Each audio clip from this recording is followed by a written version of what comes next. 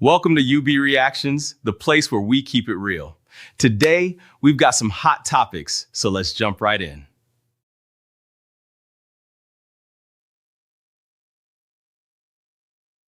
She needs to get high before she can sleep. She did not say the particular type of highness, but in order to be sure if this girl's brain is in the right place or if she have retention, if she's okay up there, I started to say, you said that you took drugs. Waiting for her to defend herself to say, no, I never said so. But this is what she said. Sometimes, I used to drink. yeah, I or used you to drink drink. alcohol. So, alcohol sometimes it can just put up something that did not happen and make you feel like it happened. Even the drugs. What kind of drugs did you take that you usually take? I take normal alcohol. Yeah, you also said you take drugs as well. I don't. I take alcohol or this thing. There's this medicinal this thing that I used to take with Sprite. That's what I take. Medicine. You see, now she said, there's this medicinal thing I take with Sprite. You remember, the girl never said she takes drugs. I just put it to her. If she has good retention, she will say, I never said I took drugs. But now she's beginning to expose herself that there's this medicinal thing I take with Sprite. Medicinal what? Does it have a name? Protein.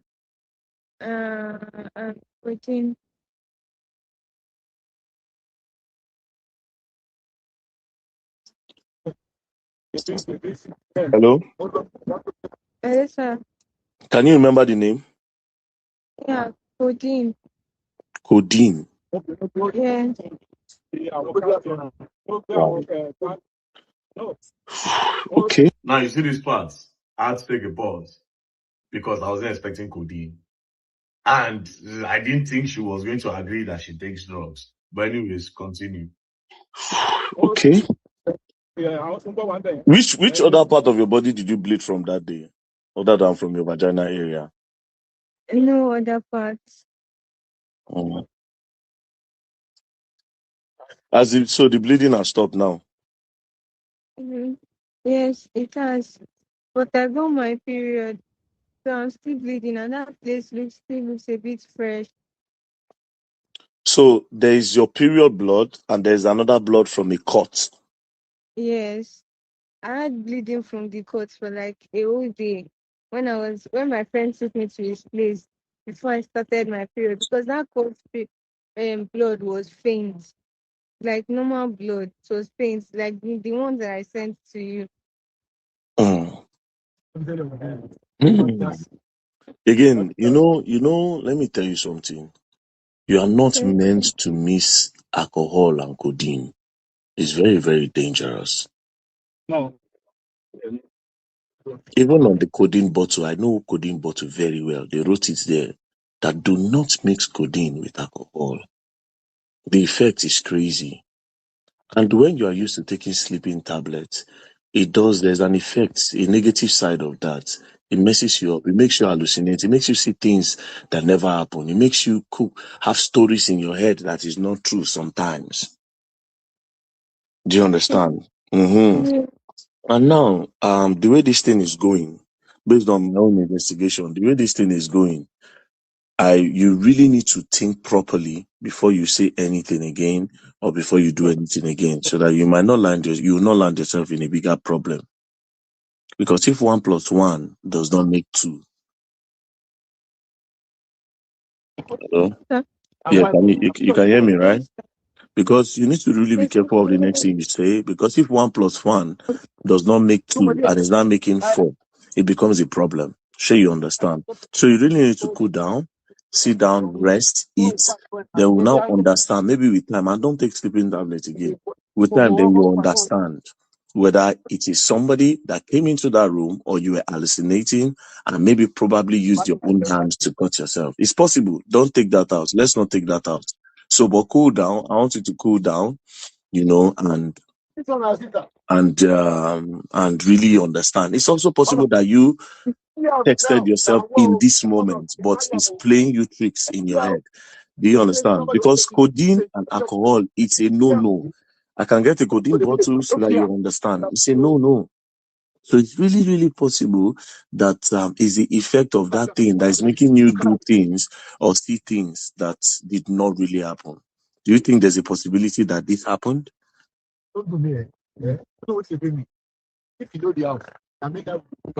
It's true. It is true, Abby.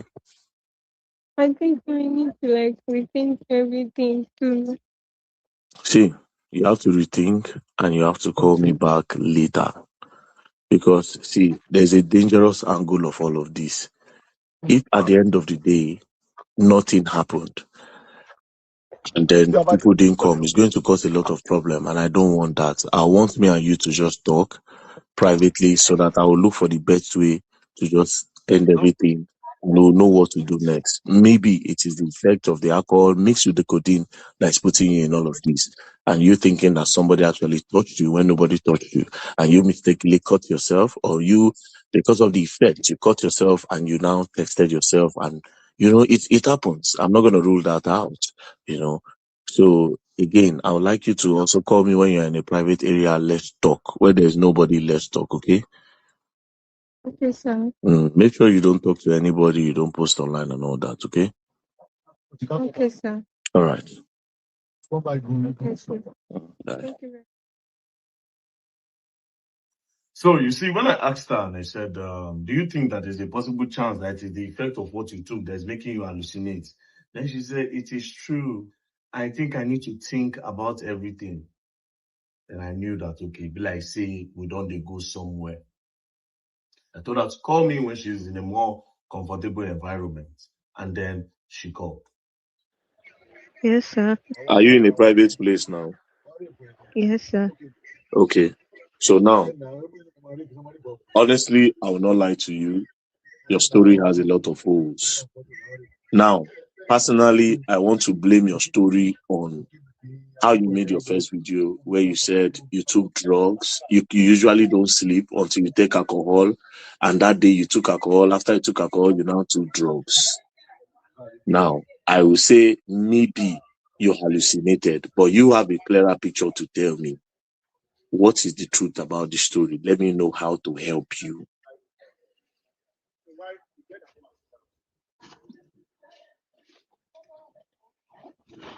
Hello, sir.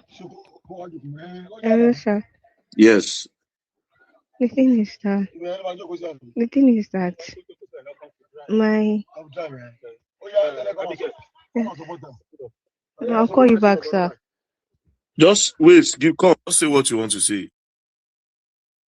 So as she was about to speak, then I think the police called her, then she hung up, then she called me again. I really don't like what's going on the media. So if you need somebody to confide in, this is the best time to just tell what's really going on.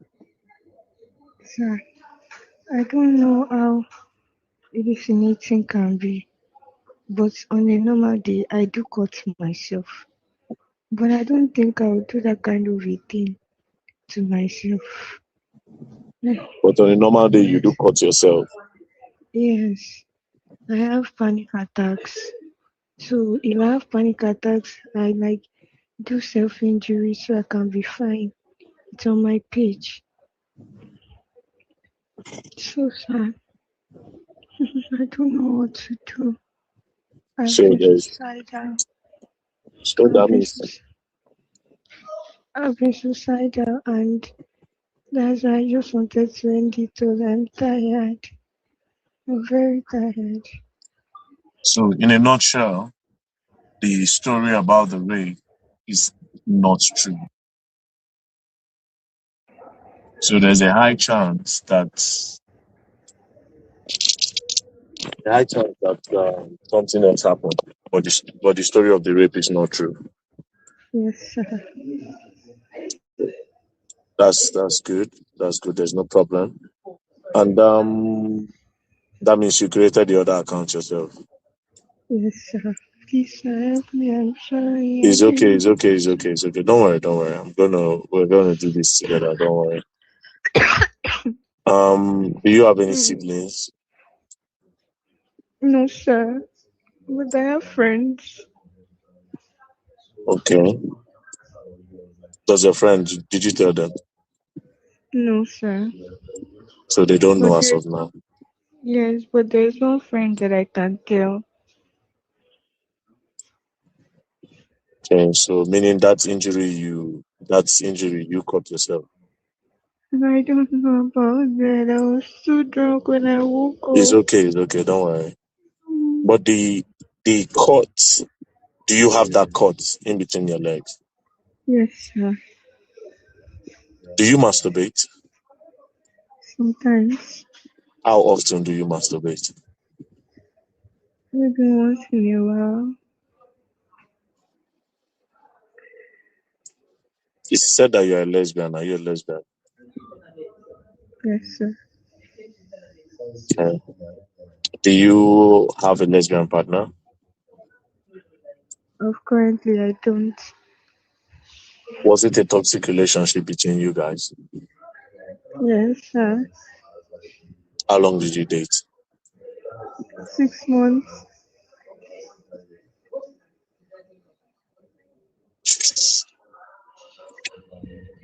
Okay, so um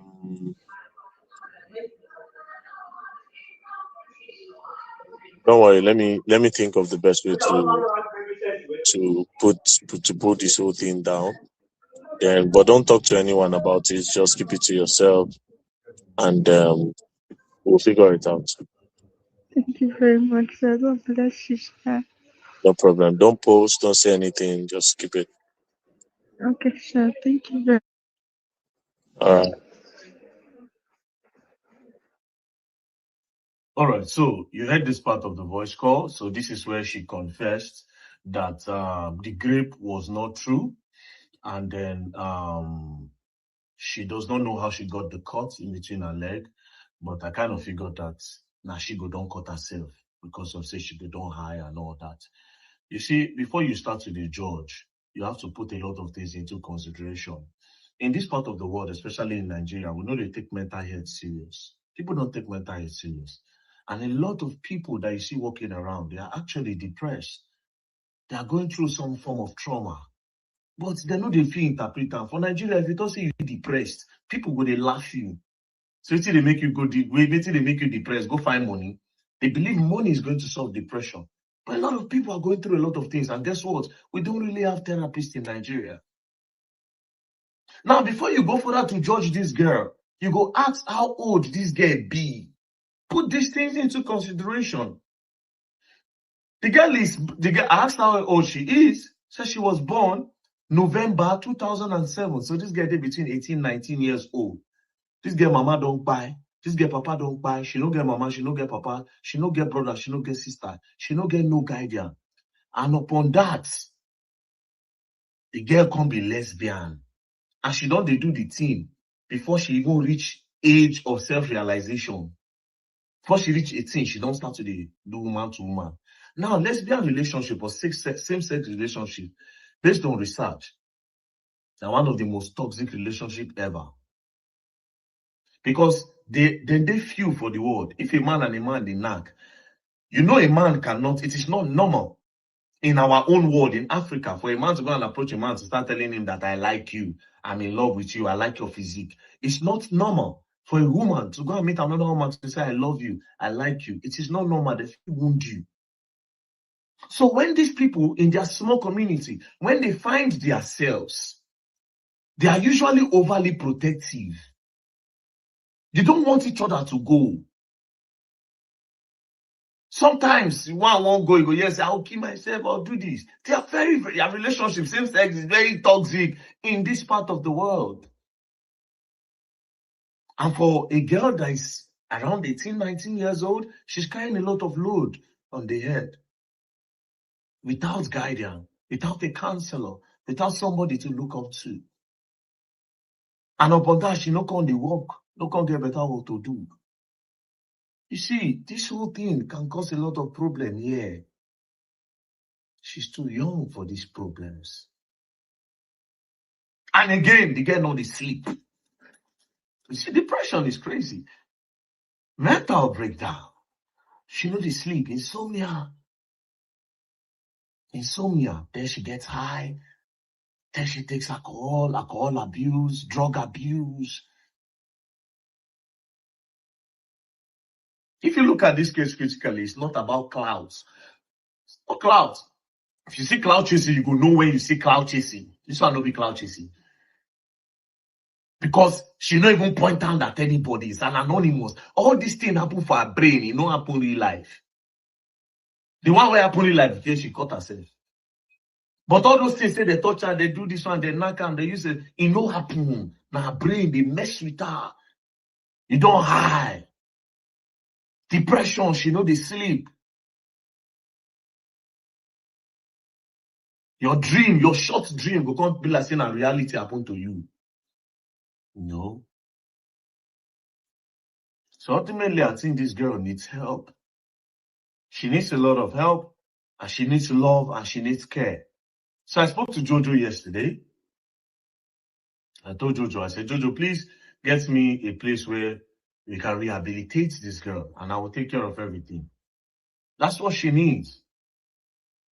Now, I want to use this as a medium of creating an awareness. You see, a lot of people go through these things, but Nigeria is not that place where you go talk, say you get mental breakdown, you get mental stress, you are depressed. People will laugh at you because they don't take those things serious here. But this is an awareness to see how far these things can go, where one will be a victim of their own terror or a victim of their own abuse. It's a thing, you know, it's a thing. It's a thing. This is where I asked her of her age. Hello, sir. Can you hear Yeah, me you now? say, how old are you? 18. When were you born? 22, What, 2000 and what? 7, November 22. November Welcome to 22, UB Reactions, 2007. the place where we keep it real. Today, we've got some hot topics, so let's jump right in. All right, you're welcome, everybody. How you're doing?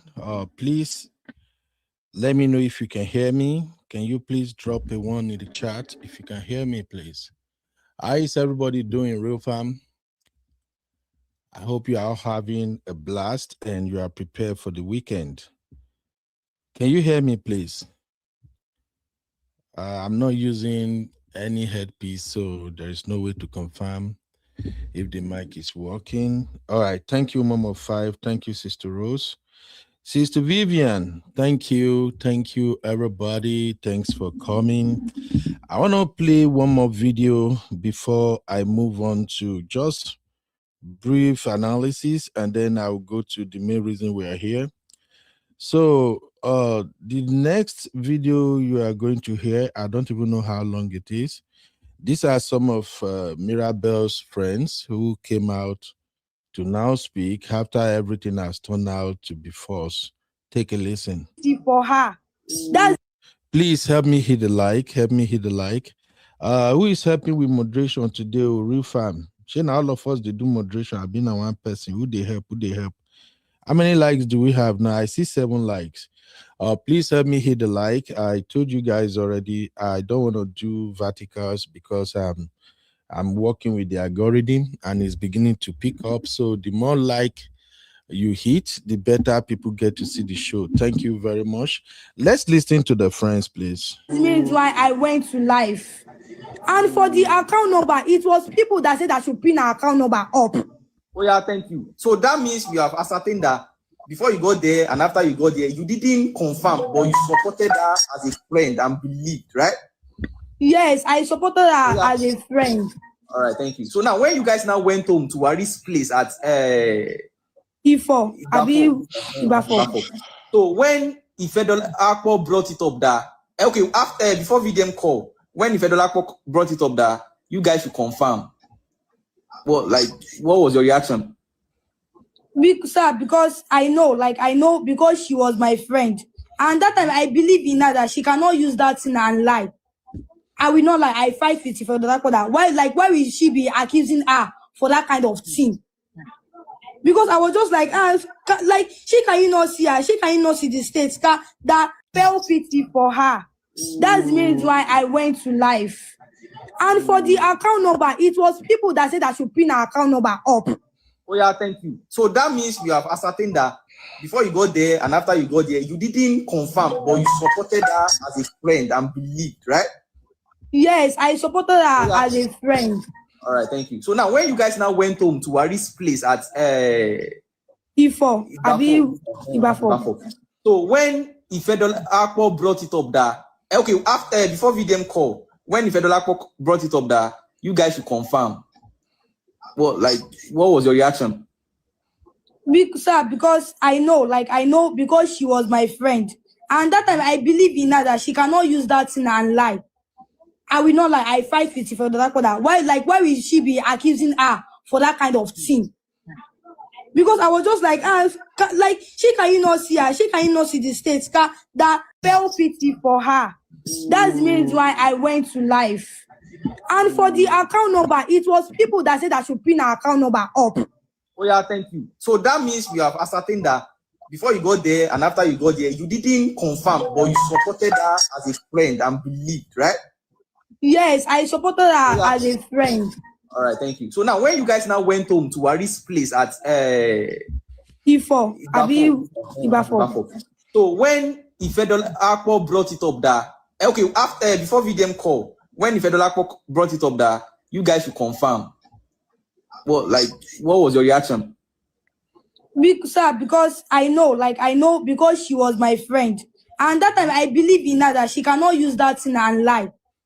I will not lie. I fight with Ifedol. Why will she be accusing her for that kind of thing? Because I was just like, she can you not see her? She can you not see the states that felt pity for her? That's the reason why I went to life.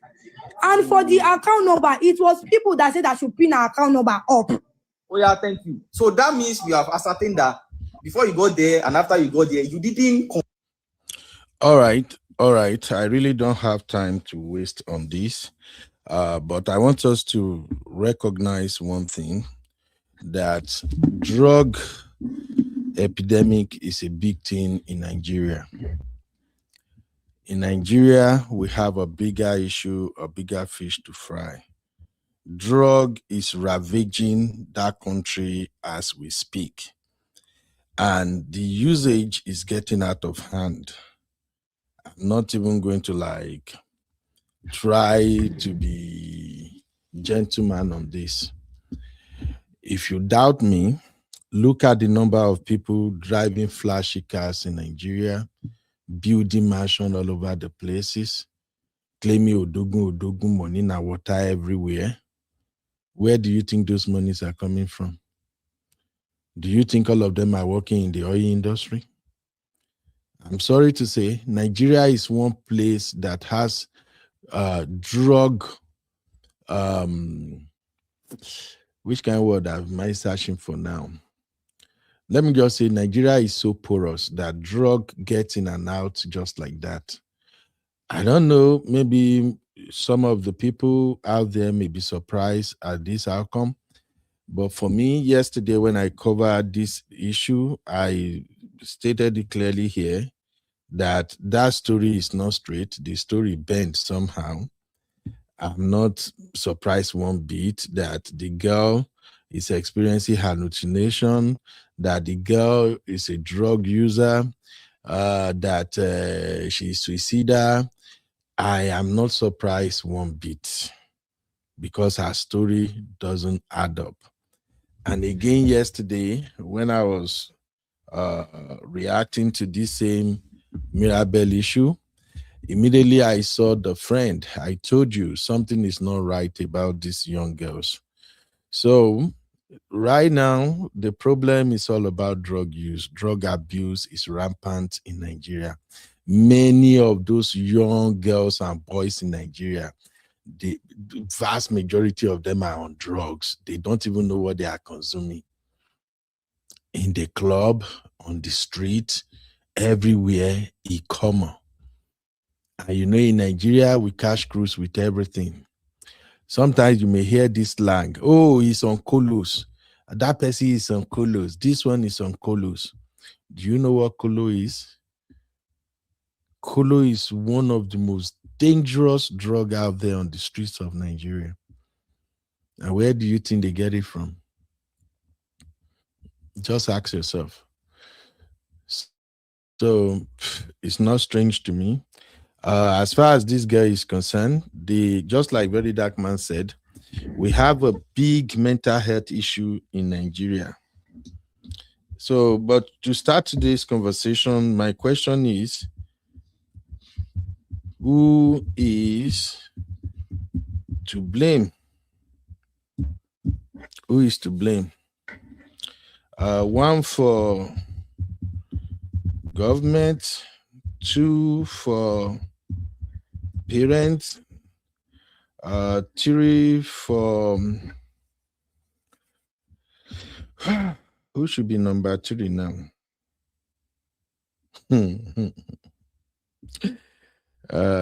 Three victims. So let's quickly take that poll to start up today's conversation. So please drop your answer in the comments. Who do you think is to blame for all of this? If you have to blame someone, you can go for multiple choice. You can select multiple answers, and you can just stick by one. Who do you think is to blame? I really don't know what to analyze on this girl's matter. All I know is that we have a systemic failure, and those in authority, those who selected themselves, I won't say they were elected, because elected people don't move like mad people. You see your senators, your reps, they are all madmen and women. I'm sorry. Maybe I can only remove Senator Natasha. I think Senator Natasha is the only person I can remove. The rest of them, they are all madmen and mad women. They don't care. They don't give an F about anybody in Nigeria except for themselves and their family. The rest of Nigerians, they are a nobody from top to bottom. From your president to your local government chairman, none of them, they okay. They don't care about you. And even we Nigerians, the parents, the people, I wish there is a way they can just pack everybody, go one facility, may they go detox everybody. We have bigger fish to fry in Nigeria. Do you know how young girls like this get into drugs? Many of them, because of poverty, their parents stopped parenting them from age 14. Majority of them, from age 14, their parents just stop parenting because of economic hardship. So they allow the children to raise themselves. Nigeria is where you see 15, 16, 18 years old girl or boy. We buy a car, brand new car. They will be in the club spraying money, video themselves, post it online. Their parents will go to church and give testimony. They don't ask questions no more. They will go and give testimony in church. Parents now see their daughters dancing on Instagram. Show Bobby, show Yash, show everything. They know, the parents know. They will tell you, my daughter. They are even doing competition. You see 19, 20 years old boys in Nigeria, 20 years old girls. Their mate will buy a brand new car. Their mate will be living in Ikoyi VI, renting apartment, 1 million, 3 million, 5 million. The parents who their children are trying to be humble, well behaved, you will see the parent of those poor ones will be telling them, don't you see your mate? Now the one the center will born you. You don't buy car. You don't leave this. You will see some of them, age 24, 25, build 2-3 houses. Where's the money coming from? We have a systemic problem in Nigeria. And that is why I said Nigerians, we are citizens of particular concern. That's all I can say. But do we have any votes so far? Who do you, if you have to hold anyone accountable for this mess, who would you say should be responsible? For me, I hold two people accountable. I will vote 1 and 3. No, 1 and 2 rather. Government and parents. Those are the people I will blame. And because of the sensitiveness of this case, since it involved grape, I said something yesterday that those neighbors of this girl that came out and they made video, I don't blame them. There are too many false grape accusations. When you say it, women will come after you. Don't say that. Don't say that. You are blaming the victim. You are blaming. Let's cut the crap. There are so many girls out there that are putting false accusation on men, boys. If the boys, some of them are guilty by association, some of them are found where they are not supposed to be. Some of them don't even know that what they are doing can be tantamount to grape. So I'm glad Very Dark Man did this one. Please, even if you don't like Very Dark Man, I beg, give him flower for this good job. Because I've listened to Channels News this morning. I don't want to waste our time. If not, I will have played what the police are saying. The police are still far behind on this investigation. This same girl, when I listened to Channels News this morning, the police PPRO was saying the girl, she's not in a state for her to talk now. She cannot talk. We just put her in the hospital. We are just waiting. That investigation may take months for police to do. Very Dark Man wrap up that shit in less than 24 hours. Like I've always said, Very Dark Man might have his own shenanigans, but I do believe that God is using him in Nigeria. Now we get to the bottom of this case so fast. No time wasting. And for those who don't live in Nigeria, if those boys that made that her neighbors, if they don't make that video, do you know what Nigerian police will do? They will raid all the boys in that environment. Maybe they don't change now. But back then when I was in Nigeria, and even until like 2-3 years ago, it's so common. What you see Nigerian police, they will just see this as an avenue to make money. They will descend on that street, that environment, picking up boys up and down, pick up all the boys, waiting for money for bail. Put cases on all their heads, or on their heads. There will be no proper investigation. But thank you, Very Dark Man.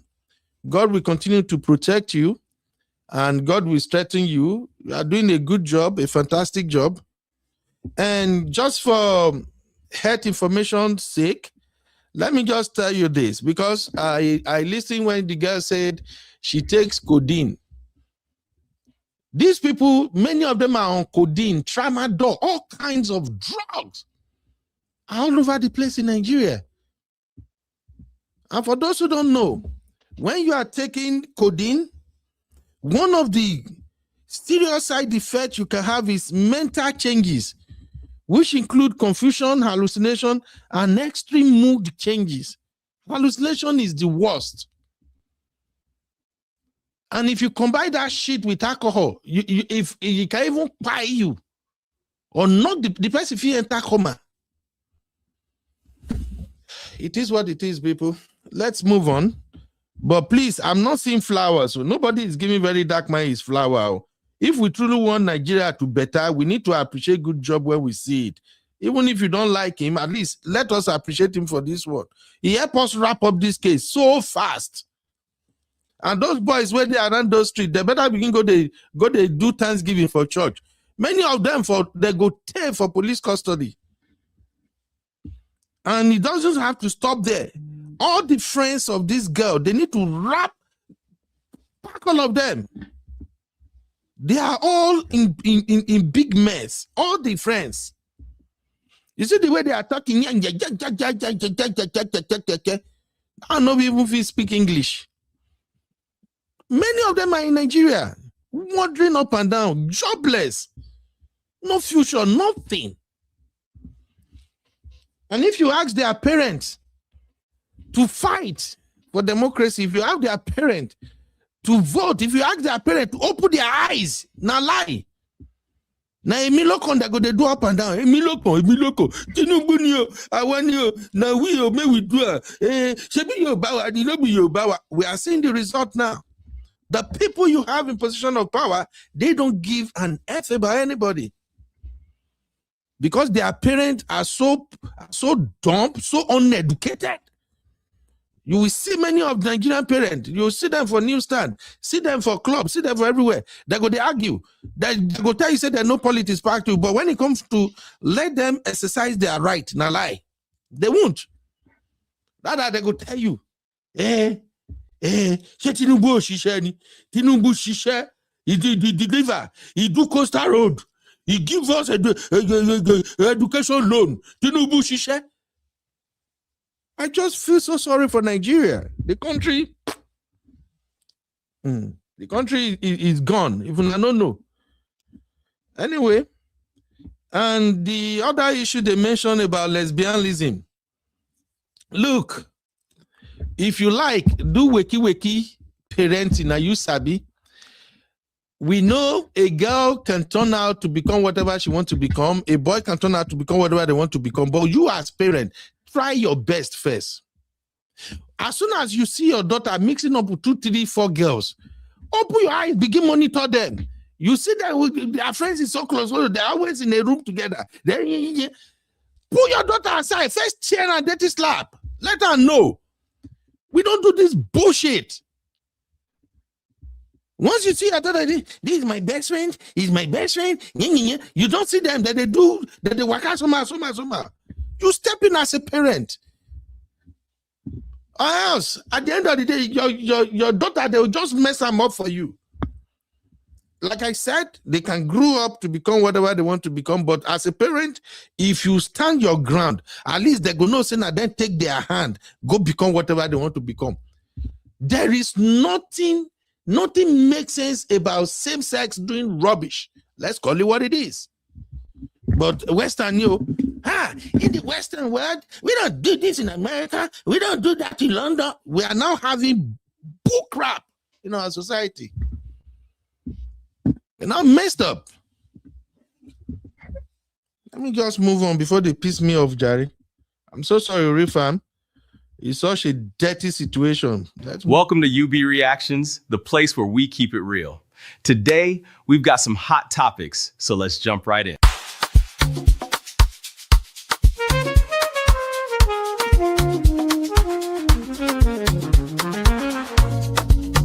Yeah. You be in the building. Hey. Vibe with Uncle Bino. Let's go. Now happy hour things, you know. Hang out with you, babe. It's our vibe tonight. Hey. Laugh and learn. We shining bright. Oh yeah. You be stories, life lessons time. Hey. On the Uncle Bino show, everything feels right. Welcome to UB Reactions, the place where we keep it real. Today, we've got some hot topics, so let's jump right in.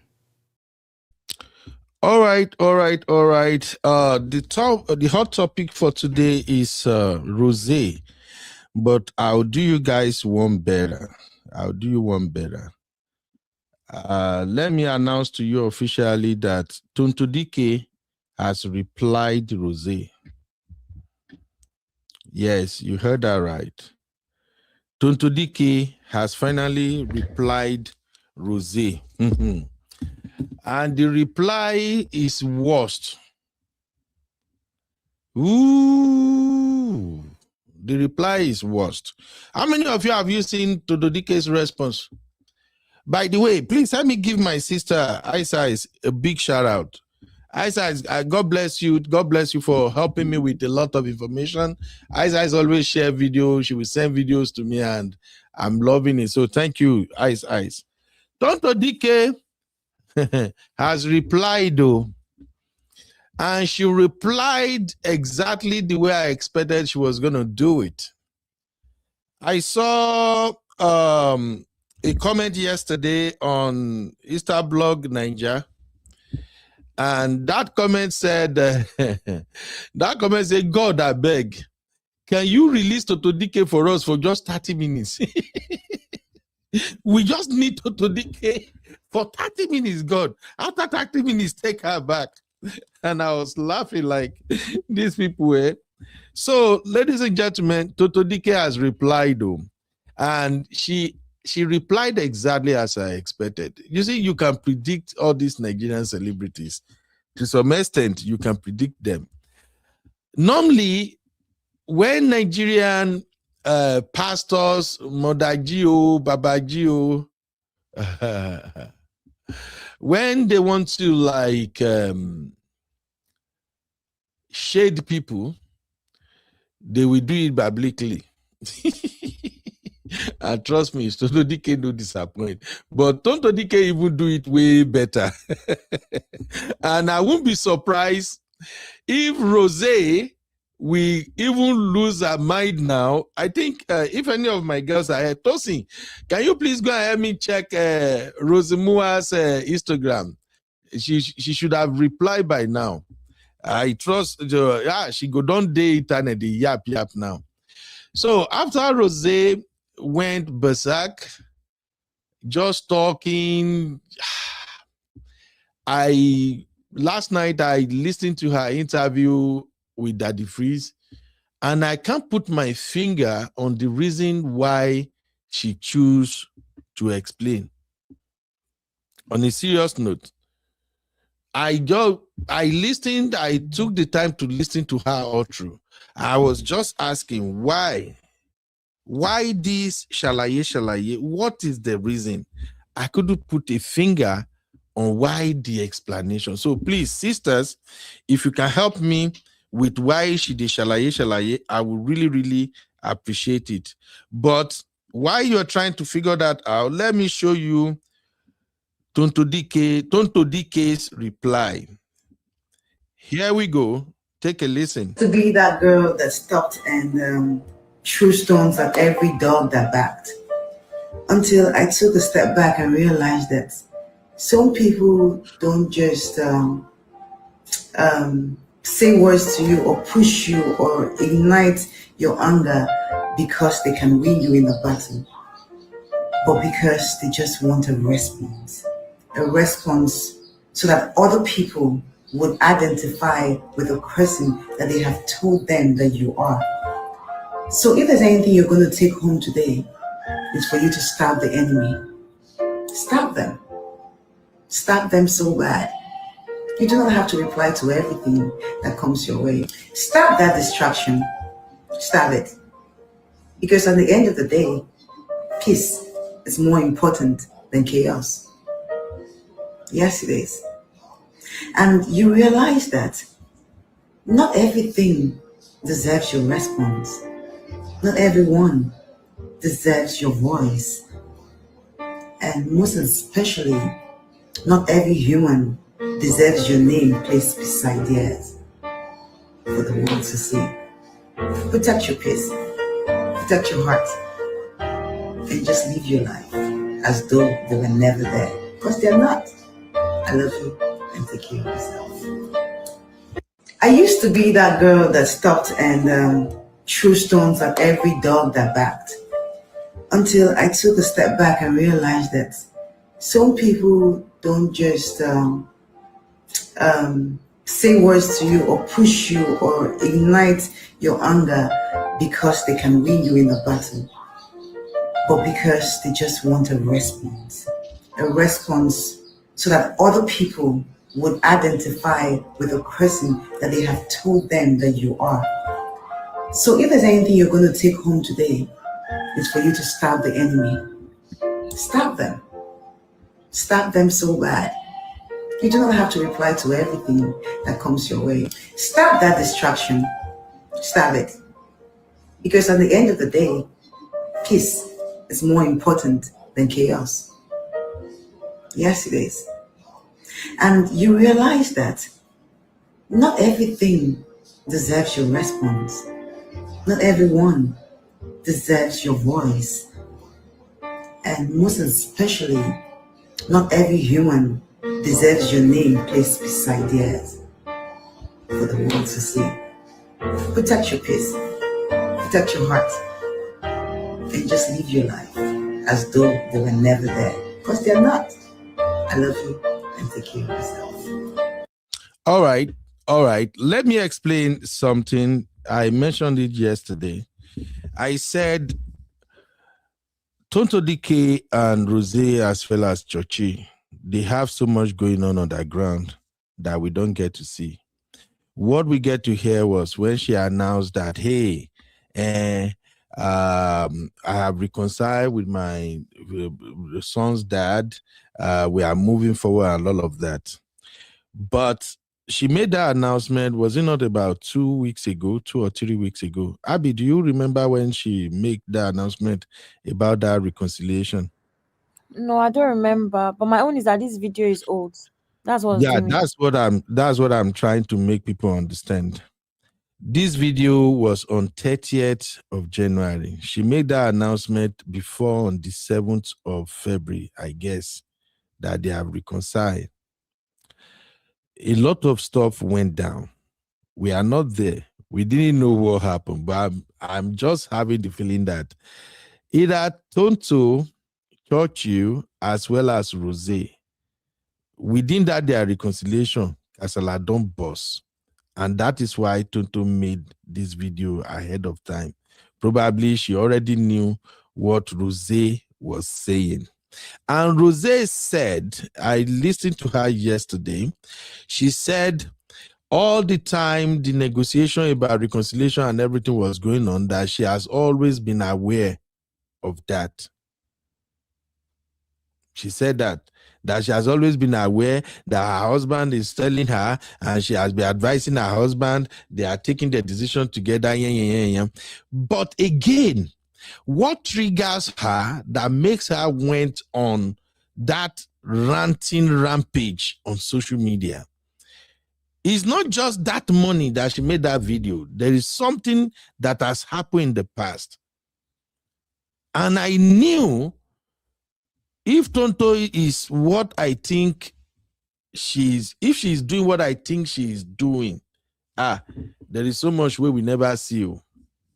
There is so much where we never see. There could have been talk about if the boy should come to the dad's house, if the boy will not be visiting, if she wouldn't want the boy to be around Rosy and things like that.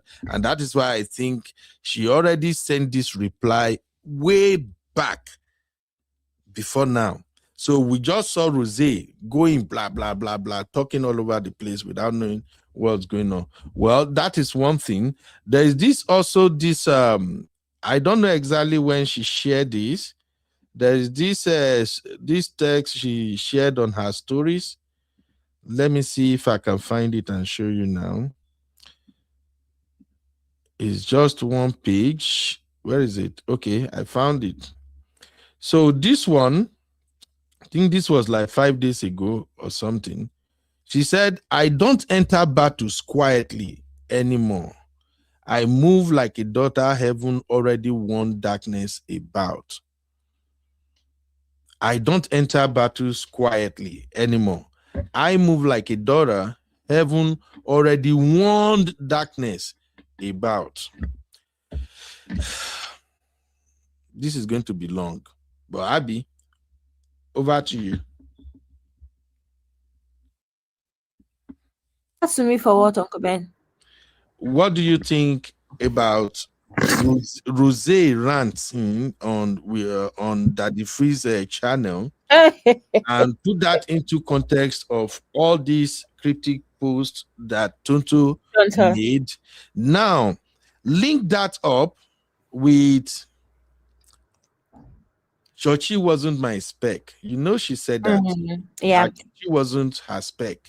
That probably she was just going to like chop in money, you know, one thing. Because I listened to that interview, I played the first time, then when I was going to sleep again, I started playing it and then I fell asleep. I was just trying to make sense of it. All the things she was saying, Mm. don't get it. There are some questions I was actually expecting Daddy Freeze to ask. When Daddy Freeze asked the first time, the internet went off according to them, and then when she came back, Daddy Freeze did not follow up. You remember Daddy Freeze asked her, at what point exactly do you started the relationship with Churchill? When he was saying we were never friends, he was just my brother. My internet plan went off. Then the internet went off because I was so interested in that. You say you don't know Toto, you only get to meet, you spend maybe 10-15 minutes together, and that was it. Nothing again. You have never met her, you have never seen her. And then you say when they were even met, she was pregnant. And then how do you move from being sister brother to exchanging kwekus and bula? She never answered that. So can you make it make sense, Abby? Or what are My your thoughts internet, generally? my internet kept going off for the important questions. For the ones that were not important, our internet was very stable. Exactly. Anyway, what I'm going to say is this.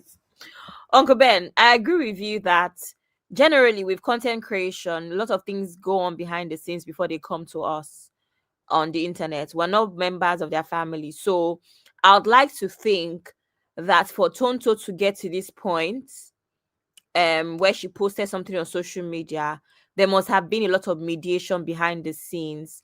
And you can even tell from even the way was the Pastor Jerry was involved as well. How do we know that there was not a lot of meetings behind the scenes? And when some things were sorted out and certain agreements were made, is when she now came out to tell us that, guys, this is what I'm doing in terms of reconciliation of, father and son. So I really do believe that there's been a lot going on behind the scenes.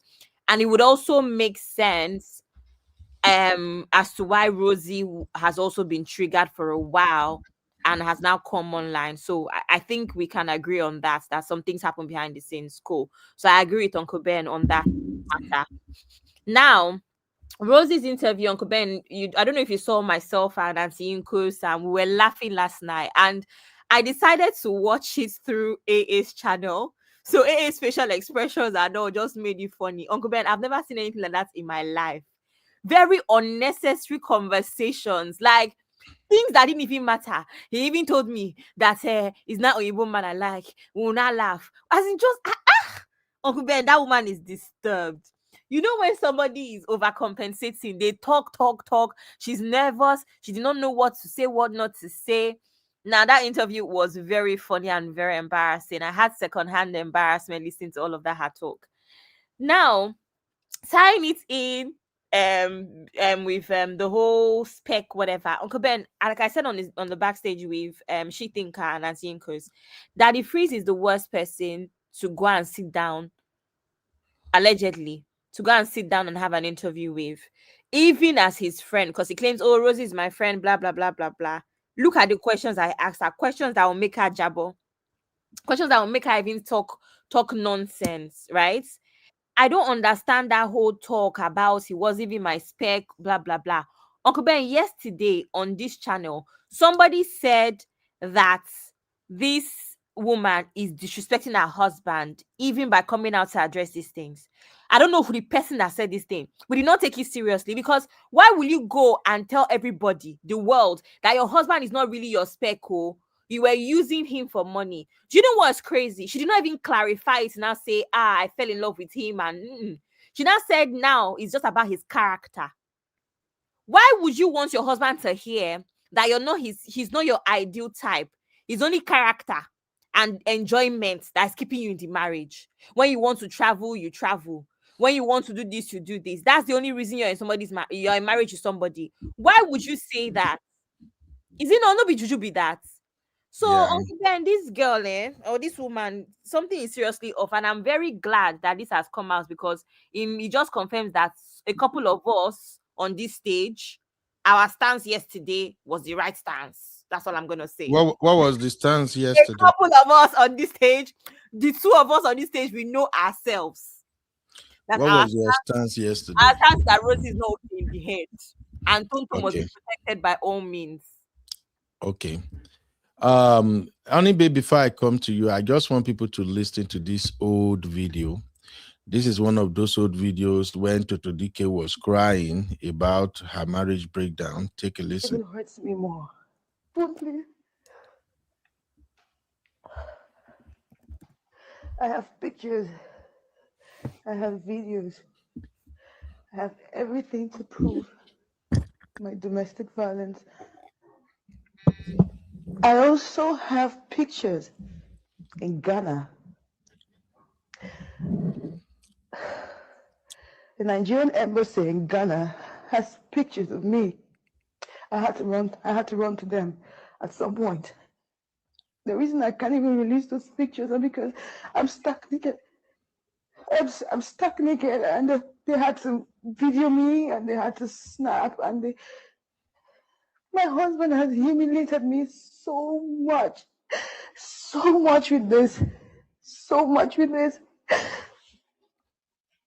and for anybody to tell me that I'm lying against my husband, that even hurts me more. Please. I have pictures. I have videos. I have everything to prove my domestic violence.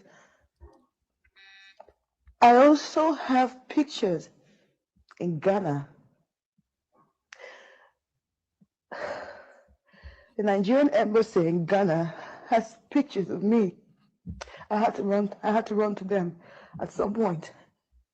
The reason I can't even release those pictures is because I'm stuck naked. I'm stuck naked, and they had to video me, and they had to snap, and my husband has humiliated me so much with this, and for anybody to tell me that I'm lying against my husband, that even hurts me more. All right. I have several videos. I think I'm going to do a reaction show later just to refresh people's memory of what really went down between these two. But before we move on, for those who actually missed it yesterday, this is coming from Mirabel's interview with Daddy Freeze yesterday, or Rosy rather. Take a listen. Love him. He treats me well. You would love who treats you well. And me, I don't demand much. If you just show me small love like this, that's it. It doesn't even have to do with money or anything. You don't even have to buy me gifts. Just twist me small, whine me, tell me sweet things. You bought me. And that's just it. If you add gifts, it's bonus. But I will never complain that, oh, this person has, you didn't buy for me, or my eye is outside. And he knows this about me. So I mean, since we're you've just been with Churchill, no other man has ever caught your attention? No. I see fine men, and in front of him, I tell him, babe, this guy is fine. Or you say, waiting, they worry you. And he still yabs me till now. You say, you, now me save you. By now, if you don't follow Oyibo. So anytime Oyibo passes, I'll now tell him, babe. He'll now say, even sometimes he gets angry. But for me, what do I want to use Oyibo to do? I'm with you because I love you. If I don't love you, I won't be with you. So I always tell him that. So no, yes, men like me. Until now, I have kids. I'm still a SPEC. And, you know, he has to deal with that. But I don't misbehave. I don't disrespect myself. I don't disrespect my marriage. I don't put him in funny positions or funny situations where, you know, there will be a case where he has to, you know, start saying, there's a topic about you and so man. No, never like that. He can never complain that there was a problem, you and man. It's not even possible. Because he knows my friends that are guys. And they are not even much. The ones that are really my friends, that are permanent, he knows them. I'll always come to him and say, babe, this person, I'll be calling the person's name every time. And sometimes the people that he suspects that are my friends, he will meet them one day and say, I told you, I don't catch you. I go know all your boyfriend. Just as a joke. But then do you think that if it was real, he will go and greet those people, or he won't now? So we have a very understanding relationship when it comes to that aspect. I mean, I know that he loves me. So that one is not even, you know, a matter to debate. If somebody doesn't love you, you know that the person doesn't love you. Have you ever suspected him with any other woman? I have not suspected him, but men are men. Maybe he would have looked at somebody's bum before. Or maybe somebody would have passed and he would have seen, you know. But for me to suspect him that, I catch you or somebody, no, nothing like that. I know he likes parties. And when he goes out, there's always tons of women. How many of them there do I want to start suspecting him that, you are with this person? Or me too, he lets me go out. He gives me the free hand to, go out. And that's why most times people think I'm living like a single girl. No, we just have understanding. Sometimes he will complain that you waiting, they worry you. Or I'll post something on Instagram and immediately he'll send me a message and say, you don't know you are a wife, you think you are a bitch. So just stuff like that. We have understandings and pretty much. It's not that we don't quarrel. We used to quarrel. I just love him. He treats me well. You would love who treats you well. Bullshit. Honey babe, your thought on everything so far. I really can't have a grasp of what this girl is saying.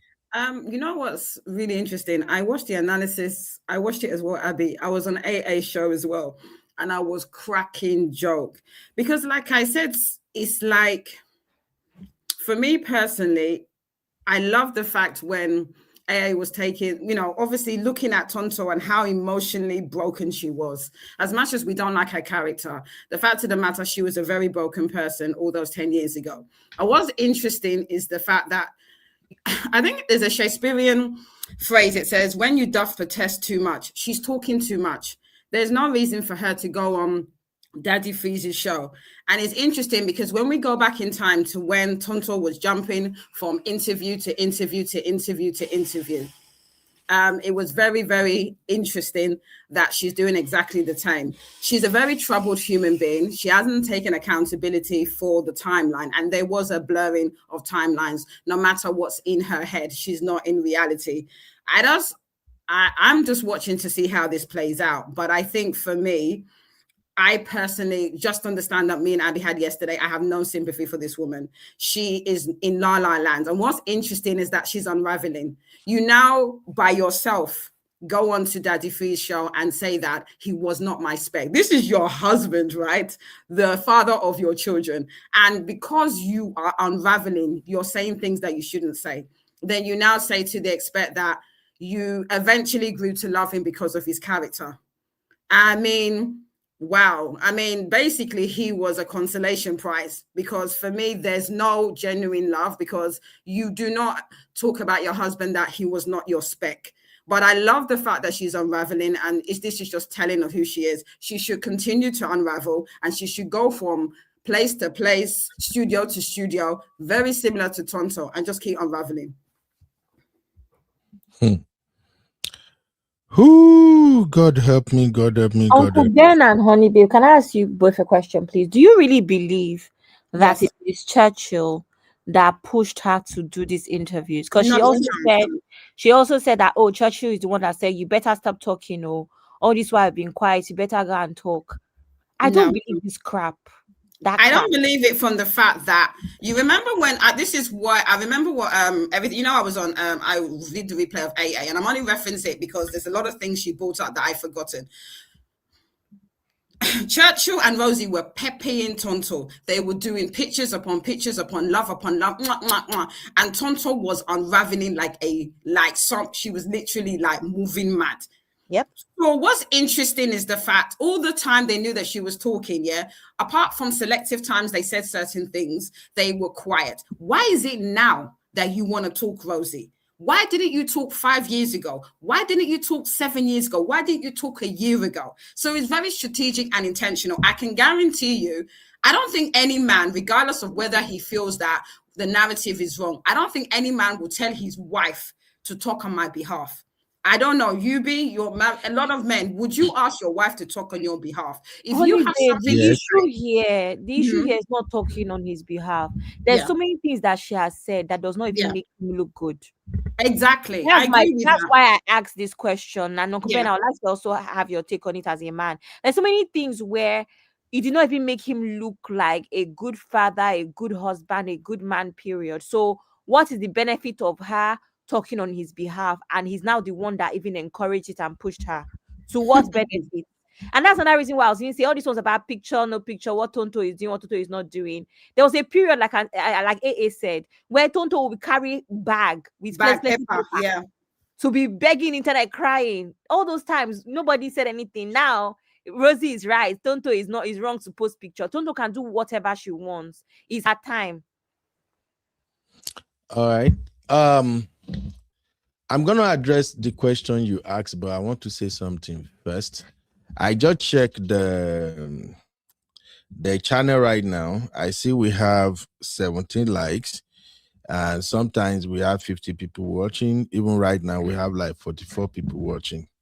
Do you know what that tells me? You know, I've always told you, if you go and look me up on Facebook, my name is Benuril. I'm a very real person. I don't hide, I don't prevaricate. What that number tells me is that only 17 people valued the fact that I come here, turn up my camera, pay StreamYard almost $80, pay everything just to make sure people are having fun, we're interacting. Only 17 people values it.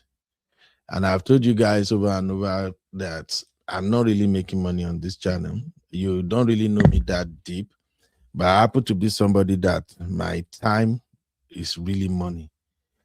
The things that I do on the side to hustle, when I spend 1 hour, sometimes I get paid as much as $300 just to do something for 1 hour. And since we've been running this channel, I don't force anybody to say, hey, give us super chat or buy this for us or that. The only thing I always ask for is like. And I discovered that people come here, they watch all the time. It's so difficult for them to like. Do you know what that means? If you are anybody that ever chatted with me here, I ever hail you, I greet you with smile. And anytime you come and watch shows here, you don't like, you are an enemy. Let me just tell you now. And I know you don't have to like me, you don't have to like what we do, but if you spend time to listen to conversation, gist, and you can't give something as simple as like, you are an enemy, you are not a friend. You don't wish us well. It diverts you, say,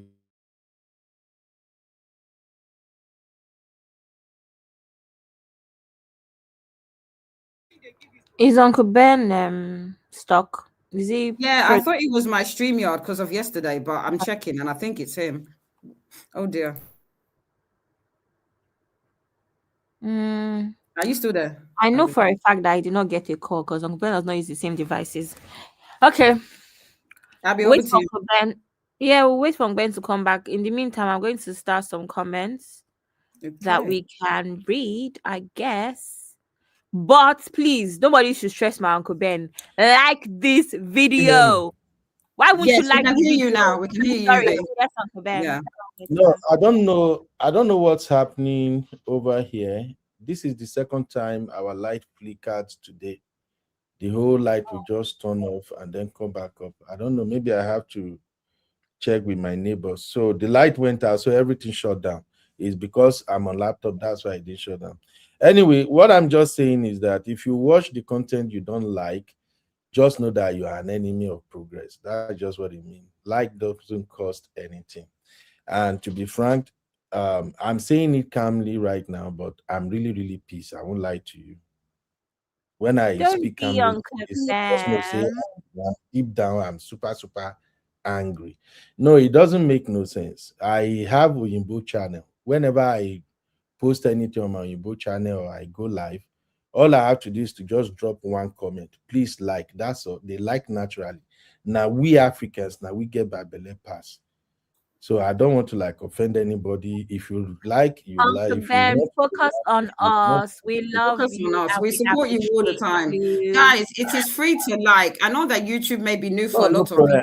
people, but it's free to like, guys. It doesn't take too much. Please like the videos. I'll be just continue the conversation. The thing just pissed me off already. Sorry, Uncle Ben. Sorry, Uncle Ben. Please don't be upset. Please, like, it takes, let me tell you, it takes No, a lot you of don't have to beg. I just have to say it today for people to know. No, I know, but I mean, I'm just talking from my point of view. Yeah, people don't seem to understand. Is this huge? This content creation, it's a lot. Yeah, what stop you from just click like? Now, it's a lot. This is a lot. It takes a lot of time editing. UB does a lot. A lot of content creators. It's a lot of time they take. Please like, guys. Anyway, think to that people the don't question. understand as well. Uncle Ben has a whole team. It's not a joke. I know some people just turn on their cameras and put on and say whatever they say. Uncle Ben actually is very organized. Look at his studio. He has microphone, has a setup, a whole studio. He's putting the effort in. So please just give something back in return that is free. Let's Thank you let's very be much. supporting our content creators. Please support. All right, let us move on. Welcome to UB Reactions, the place where we keep it real. Today, we've got some hot topics, so let's jump right in. All right, so honey babe, you asked me if a man can actually ask his wife to speak for him. Abby. The answer is yes. I think Abby said it. Sorry, I was wondering, did I say that? Oh, Abby, you're the one that asked. Yeah. No. My question, that's not my question. My question is, do you believe that is Churchill that sent out this thing? That's what she said. Yes. You believe? Really? Yes. Okay. Mhm. Yes. Why I said yes is because so far so good. Churchill has not displayed the character of a high-valued man or a man who is in charge. He hasn't displayed that character at all. And I get to know that with the way this guy came on social media without a plan, just ranting, just talking here, talking there, talking there, talking there. So I know that kind of a man. In management, we have three major types of leadership: autocratic leadership, democratic leadership, and laissez-faire. Those laissez-faire people are the type of husband that sometimes anything goes. I want to do this. Oh, just do it. Hey, babe, why don't you move that way? Okay, I will move that way. So Rosy might actually tell him, "Oh, you see, now that you've gone to meet your son, you see, people are dragging me on social media now. They are even dragging you. Me, I can't take it to. Back then, when it happened, I did not say anything. No, I have to say something." And Churchill can just be like, allegedly, you can just say, okay. If you know you just want to defend yourself, you can go ahead. Now, the husband may not knew that she will go all over the place like this. I don't know if you get what I'm saying now. But you just feel like, okay, babe, okay, if you feel like you want to explain, go ahead and explain. So I believe, yes, the husband might actually say, go ahead. And two, according to what I gathered yesterday, I don't know how true it is. The husband is in Nigeria, she's in the United States. They've been apart, according to some people, they say maybe almost 2 years now or something. I don't really know how true is that or however it is. But the fact remains that she's living her life maybe in United States, husband in Nigeria, and this issue is ongoing. And then another thing I observe is that Tonto, to right now, this whole move has actually won Toto a lot of respect, a lot of admiration. She's now the topic of the day again. That means the Tonto this girl was admiring when she was younger, when she was going to snatch the husband. That means that Tonto is now the Tonto back now. I don't know if you guys can hear me. Hello? Uncle Ben, we can hear. But your sound cheap. Okay. So, I don't know. Now she just feel like, oh, she's back again now. Oh, now my husband is back. Both of them are going to be in the line. That's just all I feel like. She's just fighting the battle that is not there. So, yes, the husband can give her the go-ahead, say, go and talk. But now, she don't come talk. Don't mess up the whole thing. And then, for me, as an African man, I can't wrap my head around the idea that, oh, my husband know the men who are my friends. She know. I have friends, I have friends. Listen, any man who is comfortable with you as a wife, having male friends that you can hang out with, can do it, that man is not a husband. I'm sorry to say. Or you see that man don't truly loves you. Trust no reach that level. Trust is there, but it makes absolutely no sense that a married woman is hanging out with other men outside. The same is applicable to men. okay, we are married. As a married man, oh, today they see you. Oh, you know, I have 3-4 female friends. They are my cool. My wife is cool with them. Oh, my wife know we do hang out at time. Which kind of sense it make? It doesn't make no sense. Uncle Ben, but that's why I asked my question, because from my point of view, there's nothing that she said that made Churchill look like a good person. She didn't spend her time praising him or anything. She just spent her time talking crap. And that's why I'm saying I don't believe that Churchill asked her to do it. Because if Churchill asked her to do it, surely they should have been talking points. When you go there, this is what you say about me. You say I'm a provider. You say I'm the most amazing husband. Instead, she even went on to say, she even insinuated that he could be cheating, insinuated that he could be insecure. I don't know, Shao. It's sounding somehow to me. Yeah, but now let's talk about he's not my spec. Abby, you know, these are Gen Z and millennial teen anyway. So Abby and Honey Babe. Which one of them are Gen Z there? Except Rosy. Rosy is not millennial. Tonto and the husband, they know your generation. Yeah. So how old is Churchill? Churchill is close. Churchill is over 40 now. Yeah, because Tonto just turned 40. Tonto just turned 40, so he must be around that age or slightly older. I'm just assuming. Yeah. And Rosie is deceiving everybody by trying to say she's 30. Nobody believes that. Is 40. No, Rosie said, how old is to Rosie? Because she's saying she's 9 or 10 years younger than Tonto. Okay. Maybe Rosie is like 35. So why is she saying that she's 9 or 10 years younger than Tonto? Tonto is 40. Yes, we know so that. Yeah. Tonto ex-husband Churchill age. Age no even pop up safe. I want to meet Churchill around that age, I would assume. I don't think that Churchill is another guy. I'm sorry. I don't think he's that. Even old. if you yeah. What about Rosie? Does anybody know how old she is? According to her, she's 9 or 10 years younger than Tonto. Uncle Ben, you know that he's from Ondo State. That's your bro. What does that has to do? He's your bro. Your bro. So don't you guys don't do that thing that because you're from the same tribe or I don't know ethnic area, you all collaborate together. Isn't that how we do? How do we collaborate? You collaborate. He's a young boy, so it doesn't matter. He has his life. We have our own life. We are all different. It doesn't matter. Area, isn't it? So Rosé is actually 34 years old. There you go. And she's 9 or 10 years younger, isn't it? Yeah. So here is my question again. How, as ladies, how would you say somebody is not your spec and then you end up getting married to that person, if not for money? Uncle Ben, Uncle Ben, I actually have a lot to say about that based off of me and you and our conversation. And if anyone follows Uncle Ben and I when we argue about Abby likes tall, dark, and handsome. Abby says he's 66, 6-pack, 6-figure. Uncle Ben, are you not the one that says that my husband may not really be my actual physical spec? It's the same thing. Now, sometimes your husband is not your physical spec, but when they care for you, when they show you love, you're not like, this is a good man. No, you will not start falling in love.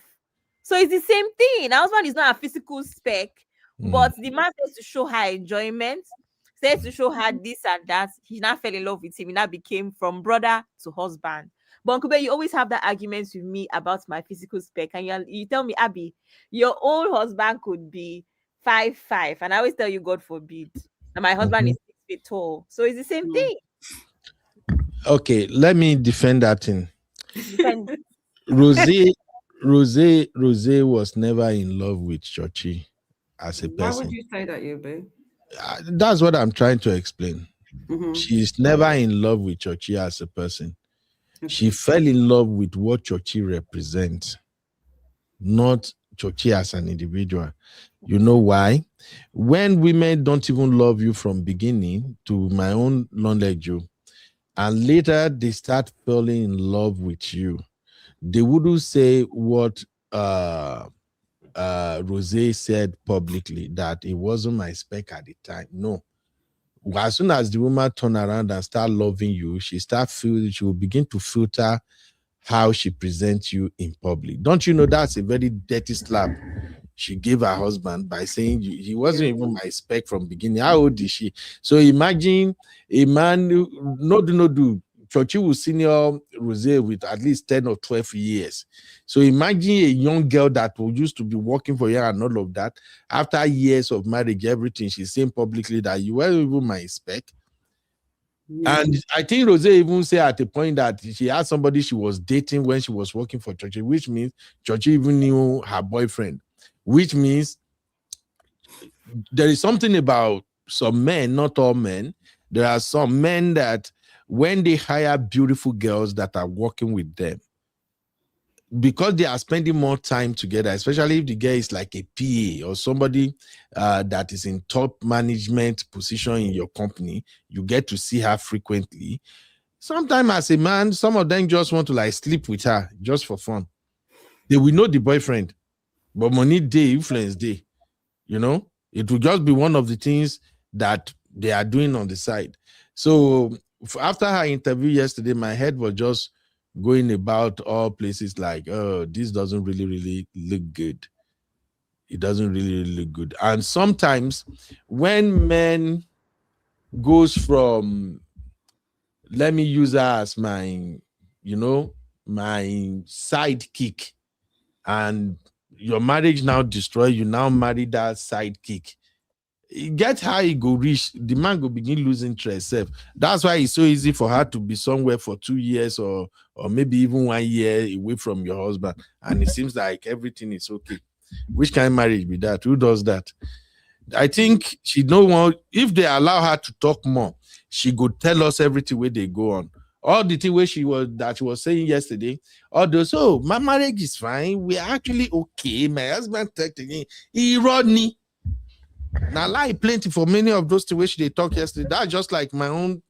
I agree with you. I agree with you, UB, but that's what we want. We want her to unravel, because the thing is, I remember going to court as a witness for something that happened in my area, and the barrister said to me, because obviously I was given evidence, and because they obviously found the suspect, and they said to me, when you're asked questions by the opposing barrister, just make it simple. Just say yes or no. Do not add anything additional. Period. Now, and this is so. Even DF, is that really your friend? Because the type of questions he asked were very open-ended questions, and he just sat back. You can see the picture now and let her talk.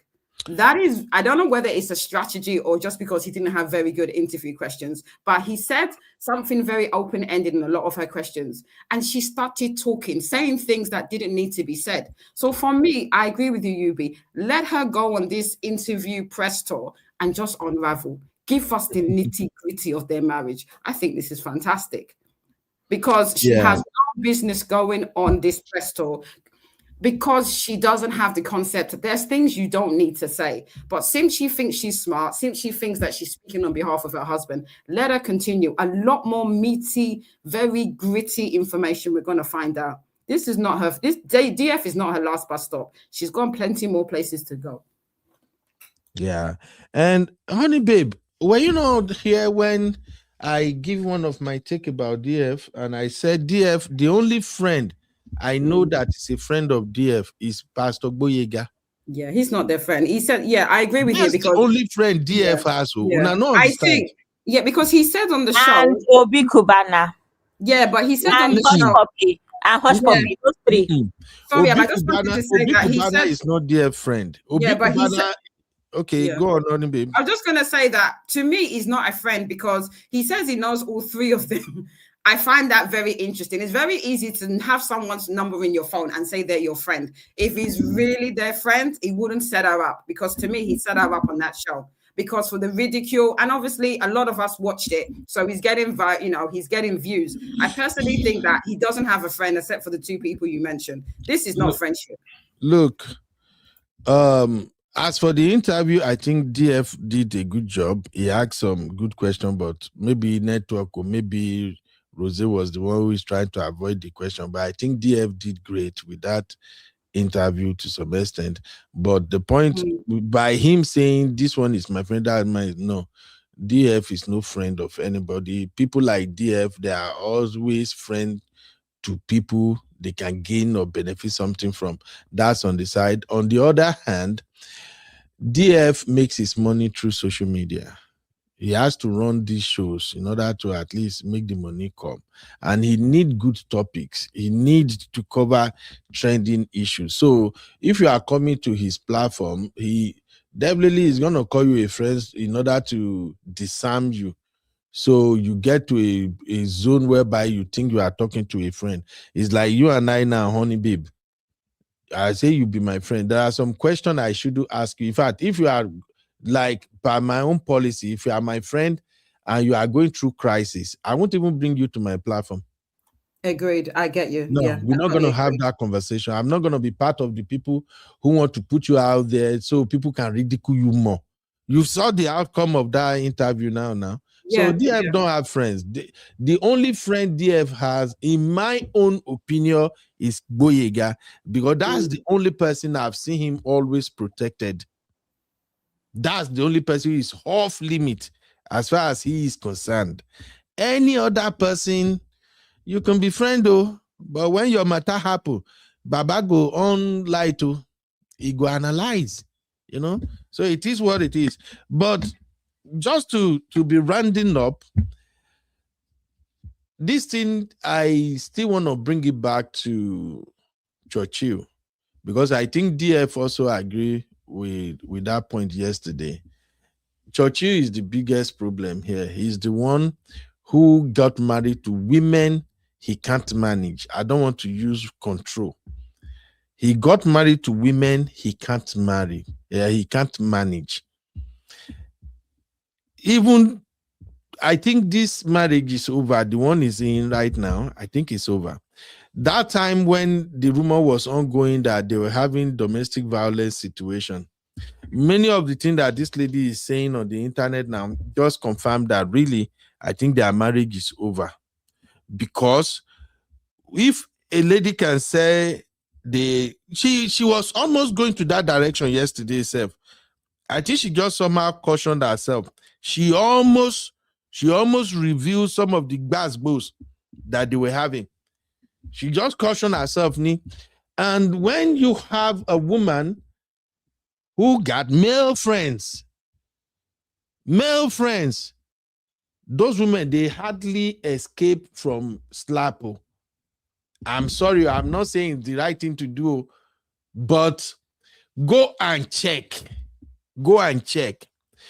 Majority of the women, when they beat, where husband, they give gbasgbos, where they involve in DV, majority of them, you see that the husband is cheating, they are angry, they are questioning the husband is lying, then the husband retaliate by beating them, or now the women, they move in such a way that the husband just feel like, I think this woman is doing something behind my back.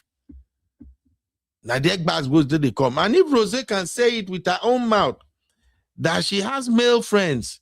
Oh, my husband no male friends. Sometimes when they see them, it means your husband is sometimes losing some knots in his head, and he could just panic beat you. It is what it is. It is what it is. So, in a nutshell, this story about he's not my SPEC and you are married to him. Men, make una bow down our head, or make we pray. May you not carry another man property. Because I don't understand why you will be married to somebody you are not their SPEC. Especially these new generation women. If you jam any woman, especially all these 35 below, ask them, am I your SPEC? If you know you don't have 6-pack, Abby, should I continue? or make her not continue? Where is Abby? Don't continue, sir. Make her not continue. No. Okay, allow me make I just drop this one tip. Please, bro, if you know you don't have 6-pack and the lady you are talking to is under 35, bro, you no get 6-pack, you get money, and the lady you are talking to is under 35. Do yourself a favor. Make sure you find you make sure you get to see at least 2 or 3 of our ex-boyfriends. That will tell you where you belong. I disagree with you, sir. Okay, go on. Why are you disagreeing with me? Where 6-pack is not enough, money can compensate. Go and check. All the men that have 6-pack, this 6-pack wants to chop. The men that have 1-pack, they're the ones that have money. Go where your needs to be taken care of. That's all I have to say. You can work on the 6-pack after you enter. Sisters, are you understanding the technique? When you enter, you say, baby, you register him at the gym because he has money. Baby, you pay for personal trainer. Now you have your rich man that used to have 1-pack and now has 6-packs. That's the technique, guys. Abby, you think say man with the pursue money get time to go gym to a point where it's love. It's love. It's not about you never let hear the question finish. Man with the pursue money, Nigerian man with the pursue better money. You think saying get time to go sit down for gym to do all the gym routine. We go make and get 6-pack. He'll be doing it because of me, because he loves me, and because remember what Rosy said, I'm a spec. And other men look at me. So he doesn't want other men to look at me. So he's going to do it, you know? Hey. Go tell you walk me. All right. Let me just before we wrap up, let me just play some excerpt from the interview yesterday.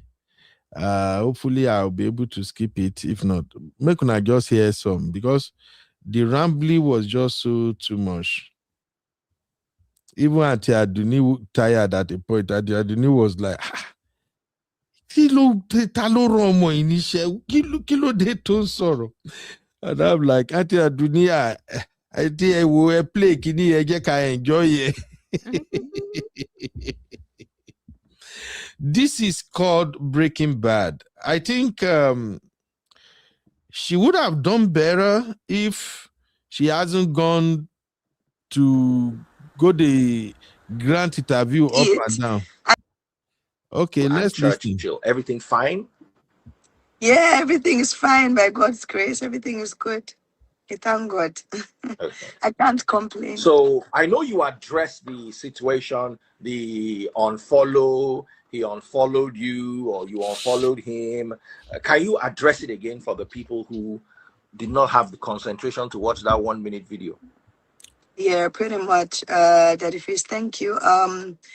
So apparently it just happened. I got back home, like I said, from the gym, and I was making food to eat. And next thing, I got messages and calls like, hey, why did you unfollow your husband? What happened? Are you guys fighting? My heart came out from my chest. I was like, unfollow, okay. Let me go and check. Maybe I mistakenly unfollowed him and I didn't realize it. And I went to my phone and I checked. And my phone said that I was following him. I went to followers. I pressed on his page. It said following. I clicked on following. I saw an option to unfollow. I was like, I had to call my husband that, I'm following you, so I don't understand what's going on. Is it like magic? Like, I started getting confused because I saw all the links that they were sending me of blogs, saying I unfollowed. And it now happened to be the day of King Andre's birthday. So I was like, why is this happening to me right now? Why today of all days? I remember what happened? Okay, when the reconciliation happened, and I know I posted a picture of mine, which I always hashtag Queen of All Queens from time. This more than 10 years I've been using that hashtag. And from that day that, they said I should have just left the internet for them, everything. I was like, okay, my bad. I thought my life could go on as well. But then that day when I saw that happen, I was like, you know what? King Andre's birthday is going to be for them. I'm going to leave the internet for them. I had some fine pictures that I wanted to post, but I was like, you know what? I'm not going to post it. I'm just going to let them have that day. Only for me to sit down. They still invited me to the internet by saying I unfollowed my husband. So the thing was just, I just didn't understand. I just felt like it wasn't ordinary because how convenient. Why that day? I've never had technical issues with Instagram. Now, were you okay with Abby? Abby, where are you? I did, yes, sir. Do technical issue make people unfollow people on Instagram? Uncle Ben, I don't know. I've never heard Abby, if you say you don't know, I go faint right here, right now. Uncle Ben, let me say, I can't say no now. I don't work at Instagram. So let me say, I've not heard of it before. I beg, chat. Those of now we know Instagram. Technical issue, they make people, they unfollow people. The only time that the only time it happened is for all of those you know that you have those weird bots that follow you. I don't know if everyone has ever experienced that, where Instagram clears your followers. If you have a lot of followers on Instagram, you know what I mean. You could have like 30,000 followers, then it should just reduce to like 28k. Instagram clears inactive bot accounts, right? That's it, but not real people with active pages. Not real people with active pages. It doesn't do that. It only does that for bot accounts where it just removes people that they believe are inactive or ghost followers. Exactly, Sister Biba. So all of a sudden you just see that you've lost 2,000 followers and you're confused. All right, somebody say yes, that it happens to them. What I explained or what she explained. Because it's so, how convenient is it that the very day they are sharing picture of reconciliation or whatever, that is the day Instagram had a glitch that you mistakenly, of all the people you follow, you can't follow your husband. It's okay. May we continue. The reconciliation, and what was your role in the reconciliation process? Oh, yeah, absolutely. I was okay with the reconciliation because, getting into the marriage, I said to myself that, look, even if these people have issues today, I'm not stupid to not think that one day along the line they would make peace and he would definitely, have to be there as a father to his son. So when the, opportunity came and he came to me and he was like, babe, I think I want to give Andre his passport and, I want to, drop the court case and everything. I was like, yeah, that's nice. I mean, at least now the child can have his passport and he's of age. He'll probably see his friends traveling and all of these things, and he'll be able to travel. You know how it's so hard getting visas in Nigeria and all of that. It limits you to, travel and everything. So it wasn't like an issue or something that we discussed back and forth, or it was like, oh yeah, cool. And he now told me the process, like what he wanted to do, how he was going to do it. He'll go to Abuja, he'll meet his son, everything.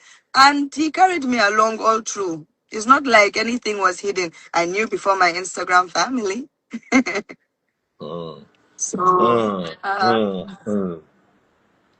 Now, there are many parts of this that need addressing. And one was that you were Tonto's friend. Can we talk about that? Daddy Freeze, without being disrespectful or without trying to open can of worms, which I already did yesterday based on, I was never Tonto's friend. Like, we were never friends. Did you know each other? We didn't know each other. Like, I said in my interview, because I saw that they brought out like an interview from how many years ago where Wait, I told you I listened to this lady yesterday and I was struggling in my spirit to understand. Okay, Honey Baby and Abby, please make it make sense. How would you be an assistant to a man that you work with, you claim you work with closely almost every time, And the wife of this man, the legal wife of this man, don't know you. You don't know her. Is that possible? Can I go first? Yeah, honey babe. I'll be very swift because I want Abby to elaborate. I love when kind of an analysis. Remember back in the day when, according to her, she was pressured to make a statement, even though we believed it was the truth. She said that Churchill was like a brother. So if Churchill is your brother, sorry, if Churchill is your brother, the assumption would be is that you would know the wife because your brother and sister, I know literally, but you're an assistant, you see each other with brotherly love. And I would assume Tonto would have been someone that she have met, whether Tonto come into the company. Because wouldn't you as a wife, if your husband has a business, maybe once in a while you'll come to see your husband, and if he's her assistant, if Rosy is supposed to be his assistant, wouldn't you meet yourselves? So it to me, it doesn't make fact, because how would you, if you are so close to the family, you're like a sister to this guy, and you've never met the wife? Come on, man. Honestly, it doesn't make sense to me. Because I said, they must have gone out together, whether it's Tonto being around, you've come to the house, Tonto's come to the office to see her husband, you've been there because you're the assistant, right? So you obviously say, oh, your Churchill, your wife is here. You're the PA, you're the assistant. So to me, it doesn't make sense what she's saying. But like I said, let her say what she wants to say. We're stupid, right? All right. Abby, it makes sense. Uncle Ben, what I even told Honey Babe, do you realize that even within this interview, she contradicted herself? So she said she doesn't know her, but she not talked about that one night that they went out and she was across the table. But it's also very important to understand what this woman is doing. Who did not know Tonto Dikeh at that time? God bless you. So, see, God bless you, Abby. See, Uncle Ben, very, very true. Everybody knew her. She's a younger woman, right? Your big bro is dating or about to have a baby with a Tonto Dikeh. There's no time when it was even a topic of Tonto Dikeh, the global superstar, is my auntie to be. I do understanding. There was no time that he said anything that even like, okay, how are you now? No wahala, on Saturday I'm busy because I'm going to go and do this with Tonto Dikeh, making it seem like she just never heard of her, just never knew about her. That's the insinuation I was getting from what she's saying. You now made it seem like, oh, I remember the previous one said I never met her, nothing. Now she's now saying that there was a party where he introduced her briefly. These are my Gambian people, or my people from Gambia. She was across the table and then we left. It was dark. Just to let you know that somebody is a liar. It was dark. Music was loud. Too many nonsense just to make sure that she goes away from it. How do you not know Tonto Dikeh? How do you not know Tonto Dikeh? And this is your brother's wife or brothers at the time, woman that was pregnant for him that you're about to do introduction for. But you claim that you were so close to this man and his wife did not come up. Exactly. Let's take a listen again. I said, we hung out once or something like that. I wouldn't even consider that hanging out. And that's why I said, I don't know her. Daddy Freeze, we had like this, there was a birthday party for one of my husband's friends, his son. Here we go again. And we all went for that, but I think at that time she was pregnant, but they weren't even married. So we went with my husband, who was like a brother to me at that time. And we went for this, but me and him and my sister and my younger brother and his friend that, had the party for his son. And I knew his friend. And we got there and Tonto was across the table from over there and it was late at night. So it wasn't an introduction where he said, hey, Tonto, meet Rosy. He just generalized it where we were sitting with him from her and she was sitting with her friend. And he just said, oh, my Gambian family, these are my family. And then he told us that he would introduce us better, like out of there, because there was music. And so it's not like I didn't speak to her like, hi, I didn't talk to her. After that day, I never saw her in my life. And she left. She was pregnant. And us from there, we were going out. So I can't say that I know her. I can't say that she was my friend. And that's why I said I don't know her. Okay. So, Abby, should we take her words on the basis of she doesn't know Tutu up close and not like she did not know her at all? Does it make sense if we help her kind of spin it like that? No, it doesn't make sense, Uncle Ben, because what she's trying to debunk is that we're not friends, and that is fine. Tell us we're not friends, Uncle Ben. Do you understand? I can say I know somebody, but we're not friends. So because I'm not friends with them, I might feel like I don't owe them loyalty. All right. I don't know if you're saying what I'm saying makes sense. You can say that, oh, I did not consider her a friend because we did not have a relationship. The only relationship I have with her was she happens to be married to this my big brother, and that's it. I didn't feel like I owed her loyalty. Let's now know that is a moral issue. Not all. Do you understand, Uncle Ben? Because me, I wouldn't cross those boundaries. That's my own moral compass. Let's not all agree that we're all different when it comes to moral compass. But making it seem like Tonto was non-existent, you didn't know. Come on, Uncle Ben. That is an issue because essentially the bigger problem here is that you are aware that somebody is married and messing with them. That's what we're talking about. So whether or not you have a relation with that person is irrelevant where kissing with them is concerned. Yeah. I was going to say that you can, like I said to you, you can, like I said, my brother got married. I don't necessarily have a relationship with the wife, but I know that my brother is married. I know of her. You understand? So I think she's just, like I said, she's trying to disassociate herself because she knows everyone is coming after her. Regardless of the fact that you don't see her as a friend, she obviously is going to say that 10 years later. The issue is that your brother was married. You don't have to personally have a relationship with her or even say hi, but somewhere in the darkness, you know that he is married. Now she said something to the fact that they hadn't officially got married, but you know that basically Tonto is his woman and she's pregnant for him. So I don't know why she's trying to make a big deal that they were not married then. Nowhere in this reality does she not know that he was with Tonto. Tonto 10 years ago was a celebrity. So I don't know why she's trying to lie and try to diminish Tonto by saying that I didn't know who she was. She knew exactly who Tonto was. Exactly. Is this lady from Nigeria? Is she a Nigerian? I think she's mixed. Anybody? I don't know if she's mixed. Anybody, please. Is she a Nigerian? It sounds like she's Nigerian. Yeah, she's mixed. She may have another. I don't know. You mean like of course she's mixed. Now even her surname. Let me read about her. Okay. Oh, she's Gambian-born Nigerian actress. So her name her name is Rosaline Ufoma. Right? Rosaline Ufoma Mue.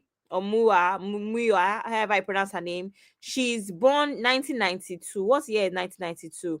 She's Gambian-born Nigerian actress and producer. Gambian-born. Yeah, she grew up in the Gambia, where she had her early education. She has a diploma in business management and studied photography. Personal life. Okay, so her dad is Dutch and her mom is Nigerian from Delta State, hence her name being Ufoma. Okay. Yeah. Okay. So her dad is Dutch. Okay. And her mother is from Delta State. Okay. Excellent. Because I don't think a girl born, raised in Nigeria and smart enough will be talking out of place like this in this kind of situation. Some of them may, but it's rare. She's really doing a dirty job. Anyway, before we continue, Abby, you see the statement I highlighted on the screen? Sorry. So Churchill, sorry, I'm just discovering that Churchill lived in Gambia as well. At the time? Points. Yeah, I'm just reading something now because she said during whatever that he introduced some people as my Gambian family, as if there's some people that I know from Gambia that were at that table with Tonto. So there's a period where Churchill lived in Gambia. Okay, cool. Sorry, what did you say, sir? About screen? I said you see the statement I highlighted on the screen? Look at Daddy Freeze's face like I know you're lying, bitch.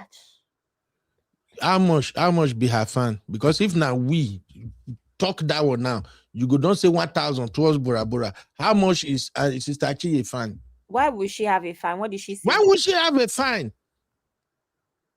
I don't find women. She used the I've never hit it that I find women. I don't find women. Women are perfect. No worry. Let's continue. Why you know? You go no say I'm a terrible debtor. You go put my clothes tire. Shishi. You know collect. But I shall owe me $1,000. Yeah, owing me that one. Don't worry now. Except with that one is no. Channel with there was not a direct introduction where, hi, nice to meet you. I'm Rosy. How are you? Oh, okay. I heard a lot about. No, nothing like that. Because I've not heard about you. I only know that he was expecting a baby, which he mentioned to my family, and that was it. And he was about to do like a introduction or something. Yeah, that was it. Like, I don't even know how to explain it again because they've already told me what is supposed to be my truth. This lady, and that was it. Maybe I don't know. If I am saying it, what about we ask my husband? Maybe we can ask my husband if I know her. Maybe he is in the best position to answer this question. Because if I'm the only one saying one thing I know about Churchill is he doesn't talk much. He doesn't grant interviews. He doesn't come online. So he can't defend you. Do you feel bad about it sometimes that he cannot come and corroborate your story? Because I know I would have loved to have him here with us tonight. Really? Yeah, but he's always very shy. He's very shy. Once if he's with the funny like thing his with friends, Churchill is if you're talking to him one-on-one on the phone, he's very bold, but he just I was like just about to say that. But once you put him on the spot, he'll start he'll just get confused. But I won't say that I feel bad that he doesn't come out for me. I'll just say that maybe he's used to me always coming out for him. You know, I'm always that one from time. I was that one that I don't care, I beg, I will come out for you like that, and I'll just come out and I'll just, you know, but I will never lie on his behalf. But I'll okay, make it make sense. Do anybody have any reference to what she just said now? Has there been time when she came out for the husband? Yes, now that's her point. Yes, remember that she also said that it was even the whole PR team and all that time. That's her saying that. And then all that time that they were fighting, they've been fighting Tonto that whole time. I remember. So that's what she does, is what she's referring to. When she would drop all those her nonsense captions that year. When Tonto was losing her mind, making it seem like Tonto is just crazy and lying. Remember, Uncle Ben, all those years. So it's not the first time that she's coming out. Okay, so when they were having these bad bills, she too was talking to. Yes, she was now she was captions. Hey, she was doing after Tonto too. Yes, that's how Rosy became popular now. She was taunting. She was and taunting because her. at the time Tonto was not our favorite. Because of her irrational, you know, she would be drinking. You know how Tonto is babe that time now, shouting. Tonto was nobody's favorite. So it was not looking like they are the ones that were reasonable. And Tonto was just crazy. Only for her to not finally marry this man. It was like, oh, so Tonto was not lying after all. And you guys tried to tag that as a crazy woman. She was right about you the whole time. What she did is that they planted the seeds, to make it seem like Tonto was moving mad. They did cryptic messages. They were taunting her online, most of the time with pictures and, you know, all these kind of cryptic posts. That's what they did. And because Tonto was very reactive and she was saying things, blasting people, cussing, everybody was like, So they basically capitalized on the fact that Tonto basically was crashing out. And when she was saying things like, you know, this lady, Rosé, is having an affair with my husband, we all dismissed her. We all laughed when she was with Daddy Freeze, carrying envelope and bag everywhere with receipts and everything. We was all no vex. We was all laughing at her, thinking she's mad, but it was actually true. And when they actually got married, she said, "Didn't I tell you?" But because of her behavior, and all of us were like, "No, she's this, she's that." We all piled on her. We basically said that she more or less deserved it. We more or less said that she deserved it. A lot of people said it because look at her behavior. She's not well trained, blah, blah, blah, blah, blah. You understand? Okay. And now that you mention it, this is one of the old videos when Toto was losing it. Old man have bought for his child from birth to date. And Olakule Churchill, I'm putting it to you. If you have any other receipts of anything that you say you bought for your son, bring it out. When King Tonto started a YouTube channel 3 years ago in 2020 and dropped a These are the only thing a 37-year-old man have bought for his child from birth to date. Abby and Honey Babe, do you think Churchill married this lady with ordinary eye? I saw what Sister Oshay dropped in the chat, and I'm trying to connect the dot now with all this madness that Toto were moving mad back then. Do you think Churchill married this lady with ordinary eye? I don't know about that one. I don't usually get involved in that kind of, because Uncle Ben, we always say that even the juju thing, it only catches men that's open themselves up to it. Eh? No. Ben, you have to go, because what? Well, you're eating the food. What they're going to the Baba to go and say, oh no. Abby. He gets some juju where be say you're only saving grace as a man. Now make you no look the face so. Growing up, Abby, plenty juju day when I take cash man, cash woman. At least I still remember when I was so younger, what was raining back then in our own area of Ondo State. You get this ring where that they use that and like local ring. They go put juju. If they take the ring, touch woman, the woman go follow. So it day different one day. It's some be powder. No be now where they do makeup. Back then, those white powders. So you get out, they go use some for face. They go don't put the name of the person. You go look that face like this. That is it. Because I'm looking at what Sister Oshay left in the chat, and the way Tonto Dikeh really went like cuckoo banana. Things like that usually happen when women can't figure out what really went wrong in their marriage. When women get married to a man, the man is into them, they are into the man. Yeah, I agree with this comment. Okay. And suddenly, the man just changed. Sometimes, some women, they don't recover from it easily. They will fight, they will do everything, but it's usually not ordinary. Do you know what is worst? The man will be carrying on as if that woman is a nobody. Like, what is wrong with you? I say, I know they do again now by force. If they sit the man down, ask the man, what exactly did your wife do? The man will be going here and there. Did you know she can be so disrespectful? How is she disrespectful? You know, sometimes when I enter house like this, now so this woman go just stand. You go, they talk to me and just check.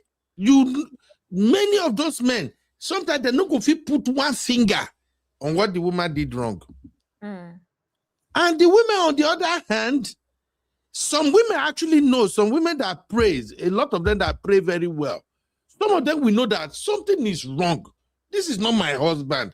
Some man where you don't deal with, where you know all the routine, you know how they behave. So looking at all that is going on now, and how all of a sudden Tonto Dikeh accepted Jesus, and everything begin to like turn around for Rosy.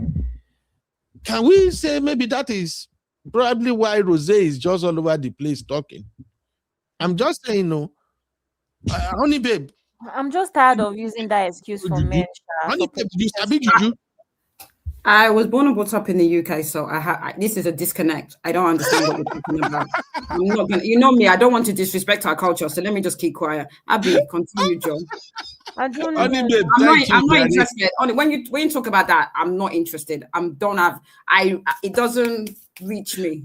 Abby, continue, Joe. I agree more with Sister Peanut's Peanut Girl's whatever Okay. comments, I think she gave him a place of peace from Tonto's drama and toxic attitude at the time. I honestly think Uncle Ben, and we know we don't support men cheating under any under any circumstance, but I think we can all agree that sometimes there can be things that push the man over the edge. And from our observation with Tonto at that time of her life, I can see how somebody would rather be outside than be in the house. I saw a TikTok of a man that said how when he was married before he got a divorce, he would take the long way home, so that he can be outside longer. He would sit in his car for an extra hour before he goes into the house.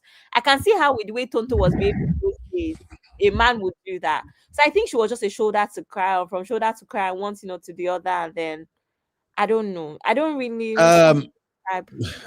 This matter is complex. If I have to give you my honest opinion about Tonto Dikeh and Churchill's union, I would say it's a mismatch. Tonto Dikeh, one thing I've come to realize with a lot of Nollywood ladies, they are usually looking for a man they think is presentable, a man who has when they call this thing now, the man that has the status that befits their celebrity status. So sometimes when they want to get married, they usually pick wrong. We discussed here one time, when you remember that day when I was suggesting that Nigerian celebrities, they should stop marrying themselves. You Yeah, I remember we remember had you that said that. conversation? Yeah, I remember. Is common.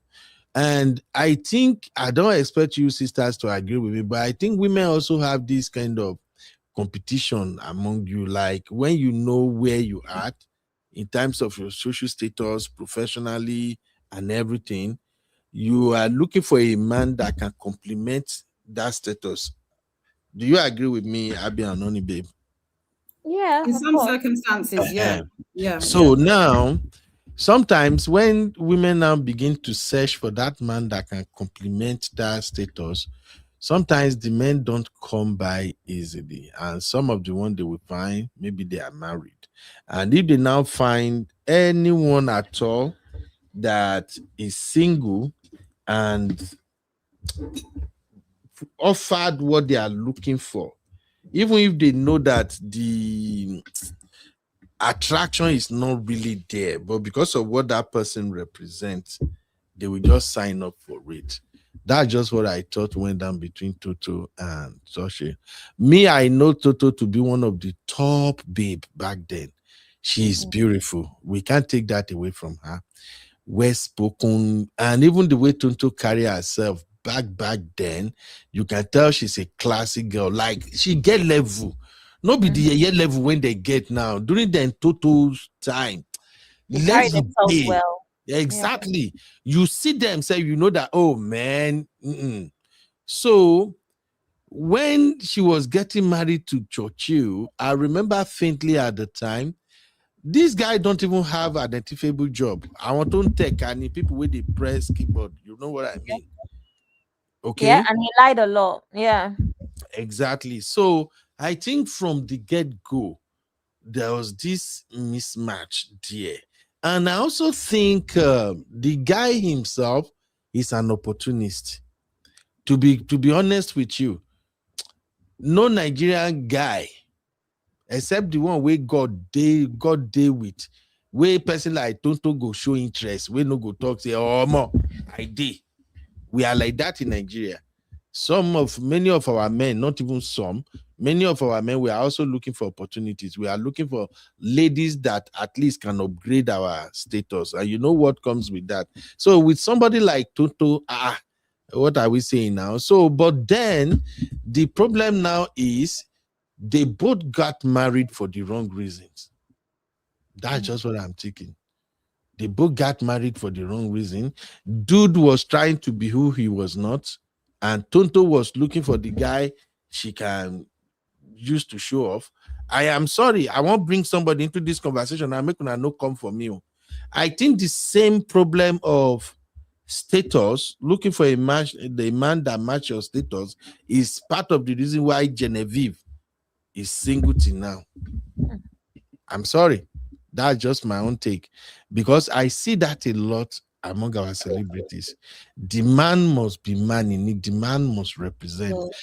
People like Omotola Jalade, they escape because Omotola was so fortunate to be married to a handsome pilot. Omotola husband fine. At that time, you know what it means for somebody to be a pilot in Nigeria? Levels day. So, and during that time, you have Omotola, you have Genevieve, you have Tonto. And I think Tonto is the one that is even more younger among themselves. Almost sexy die. So I think it's a mismatch. And that is the more reason why I kind of feel like Tonto still can't comprehend how a young girl, like a girl that is way below you, go come snatch your man. Abby, I put it to you, even you as you did like this, Abby, you are a big girl. Yeah. Levels day, Abby. Now Actually, I actually see it the other way. Imagine an ordinary receptionist snatch your man from you, Abby. You know what happened in Jesus' name. I actually see the opposite way, funny enough. Okay, explain it. I see it as you have my leftovers. As you should. Oh, it's not like that. Maybe for our generation, it's different, but you know what I'm saying. Yeah, but Churchill is nothing to write home about. Come on. Thank you. Like I don't know why you see. I walked so that you could run. His leftovers. Can Tonto look at it? Tonto is on another level. She's grown mentally and emotionally and everything. Regardless of whether we want to now, joke about her religion and everything, that's on a side note. When she looks at Churchill, it's just from a place of like, you're the father of my child. I don't think Tonto, like I said, I can't speak for her. I really don't think Tonto looks at him like, oh, obviously she's grown. Yes, Churchill. Sorry, Uncle Patrick. Yes, Churchill. Go ahead. Yes, all I'm trying to say is that for me, I think I agree with Abby that Churchill Rosy is having Tonto's leftovers and enjoy it. She's not going back there as far as I'm concerned. So I'm sorry to say, I don't think Churchill is anything to write home about. He pretended to be who he wasn't. He pretended to be an ex-president's child. Come on. She had to pay for her own marriage. She was on another level to him. So why would she want to go back to there? So, Rosy, honey, babe, whose fault is that? Whose fault is that? I agree. It's her fault. He was not on her level. So that's all the more reason to know that Rosy can have the leftovers. She shouldn't have descended. I don't want to say so low, but Churchill was never on her level. Okay. But I know based on my own experience, because when he was married, I wasn't there. I don't know that he had issues. When the thing came out on the internet was when I knew. So he never came to me to complain that, oh, see, I'm having issues, or never. And I asked him, I said, you are deep, oh. So all these things have been happening, and you never mentioned that maybe you just see him. He has a funny way of behaving. When something's not, you'll be up and down on his phone. But then, you're not my boyfriend, you're not my anything. When I come and be poke nosing inside your affairs, you say you're okay. And me, you are flexing me and my family. We are going out as brother way you be to me. Because I had a boyfriend at that time. I was fresh from Gambia. I just came to Nigeria. So it's not as if I lived here or anything. And me, I already knew him before.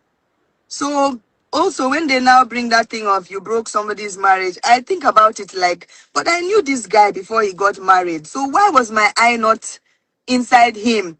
If I was with him and he got someone pregnant and he wanted to get married, will he come and tell me? It would have been an issue now. So Abby, I just get lost in the whole situation sometimes. Abby, help me explain this thing. My head is spinning. I don't understand. Can you explain what you just said now? I can't explain it. Why are you laughing, Abby? I'm confused. Yeah, even I'm confused. Well, I'm confused. Who understand what she talk now? Not making sense. Let me take it like 2 minutes back. Maybe we go figure and where. But I'll say what I know based on my own experience. Because when he was married, I wasn't there. I don't know that he had issues. When the thing came out on the internet was when I knew. So he never came to me to complain that, oh, see, I'm having issues or never. And I asked him, I said, you are deep, oh. So all these things have been happening, and you never mentioned that maybe you just see him. He has a funny way of behaving. When something's not, you'll be up and down on his phone. But then, you're not my boyfriend, you're not my anything. When I come and be poke nosing inside your affairs, you say you're okay. And me, you are flexing me and my family. We are going out as brother way you be to me, because I had a boyfriend at that time. I was fresh from Gambia. I just came to Nigeria. So it's not as if I lived here or anything. And me, I already knew him before. So also when they now bring that thing of you broke somebody's marriage, I think about it like, but I knew this guy before he got married. So why was my eye not inside him? If I was with him and he got someone pregnant and he wanted to get married, will he come and tell me? He would have- Hey, I don't have that one chance. Abby, I'm only babe. You people are not helping me here at all. What did she say? Eh? Even I'm confused because I'm asking myself, and I want to be really nice and give her grace. Does she have any intelligence? Because just because you met someone when he wasn't married, okay, I can meet a guy now, yeah, and he's not married. I'm sorry, and he's not married, and then he's married, and I now decide suddenly with maybe closeness and the fact that he's having issues in his marriage, and I look at him with a different eye. The fact that you met someone when they were not married does not mean that later on you're trying to now say that, oh, I met him because he wasn't married, that basically dismiss the fact that you was a mistress to him when he was married later on. She's not making sense. And I like to give people grace because I assume she should be intelligent. How are you kind of saying that because you met him before Tonto? That is rubbish and nonsense. Don't let me start spazzing out. I beg, I'll be finished. Her point is, guys, if I were that interested in Churchill to begin with, I was there before Tonto. Yeah. So I had the opportunity to have him to myself. But this thing just happened because that is how life happens. It happened by chance that at some point afterwards, she and Churchill just fell in love. But at the time, before Tonto was in the picture, he was just a big brother to her that used to flex her and her family. So she's trying to tell us, guys, use your common sense. If I wanted the man, I had the opportunity to get him way before Tonto was in the picture because I was there in his life before her. Yeah, but that doesn't equate the fact that even if that was the case, and I agree with the way you phrased it, the fact of the matter is that we all know from the timeline, not me personally, but the, indications, overlapping of dates and confirmations now 10 years later of what Tonto said, they had an affair. So I can meet, like I said, there was a guy that I met when I was 18, didn't look at him too much. Now that I'm divorced and got 2 boys, I'm looking at him different. You see what I'm saying? But I met him when, you see what I'm saying? I'm not doing anything, but you see what I'm saying? Another angle. Yeah. So I it's kind of weird to me how she's to me, she's protesting too much. The fact that you met someone when they were single doesn't mean that you're not capable of having an affair with that person when they're married. You understand? You can equate the two. Yes. Yeah, sorry. Yeah. Do you know what a fluffer means? No. A fluffer is a woman who makes a man look good for and attractive for other women, whether it's because of her status, whether it's because of what women naturally are good at, which is making their men look better. You change his wardrobe, you make him look more attractive. Baby, that's not how you pronounce it. Baby, that's not how you hold the fuck. You know what women do? Women come into your life and change it for the better. So Abby, no verse before you land. Where can I find a fluffer? You already have a fluffer. That's why we're talking to you, because my auntie fluffed you up. Yeah, that's why I need fluffer. You married your fluffer. You've told us your story before. But then some men don't marry. I need another fluffer now. My mouth don't big. I don't have another fluffer. A fluffer is only one woman. There's only a fluffer is the woman that was there that has been there with you before you came to a this point. So you've already Fluffer. passed that stage of fluffer. So I'm going to look for another fluffer. Hey, you can't have fluffer again. I be fluffer, you pay me more. Fluffer, this fluffer don't send me again. Now only our children, they fluff That's now. not how fluffing works. How fluffy works? I'm explaining it to you now. So the fluffer is that woman that comes into a man's life when he's not that attractive. Yeah. Doesn't have that much going on for himself financially and all. So she comes, she, works with him, gets him to a better place financially, career-wise, all of that stuff. That's what a fluffer is, right? I know this because I've also been a fluffer to a man before.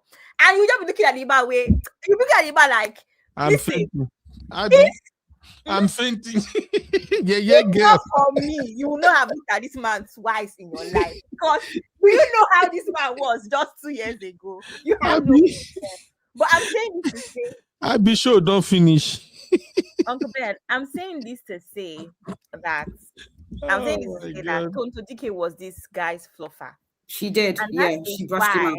Rosy that came later to say, I did not like him, I liked him, I did not, because he had now been fluffed up and ready for another woman. Okay, but I have a different angle a little bit. It's just like I agree with both you and Honey Babe. Just a little twist.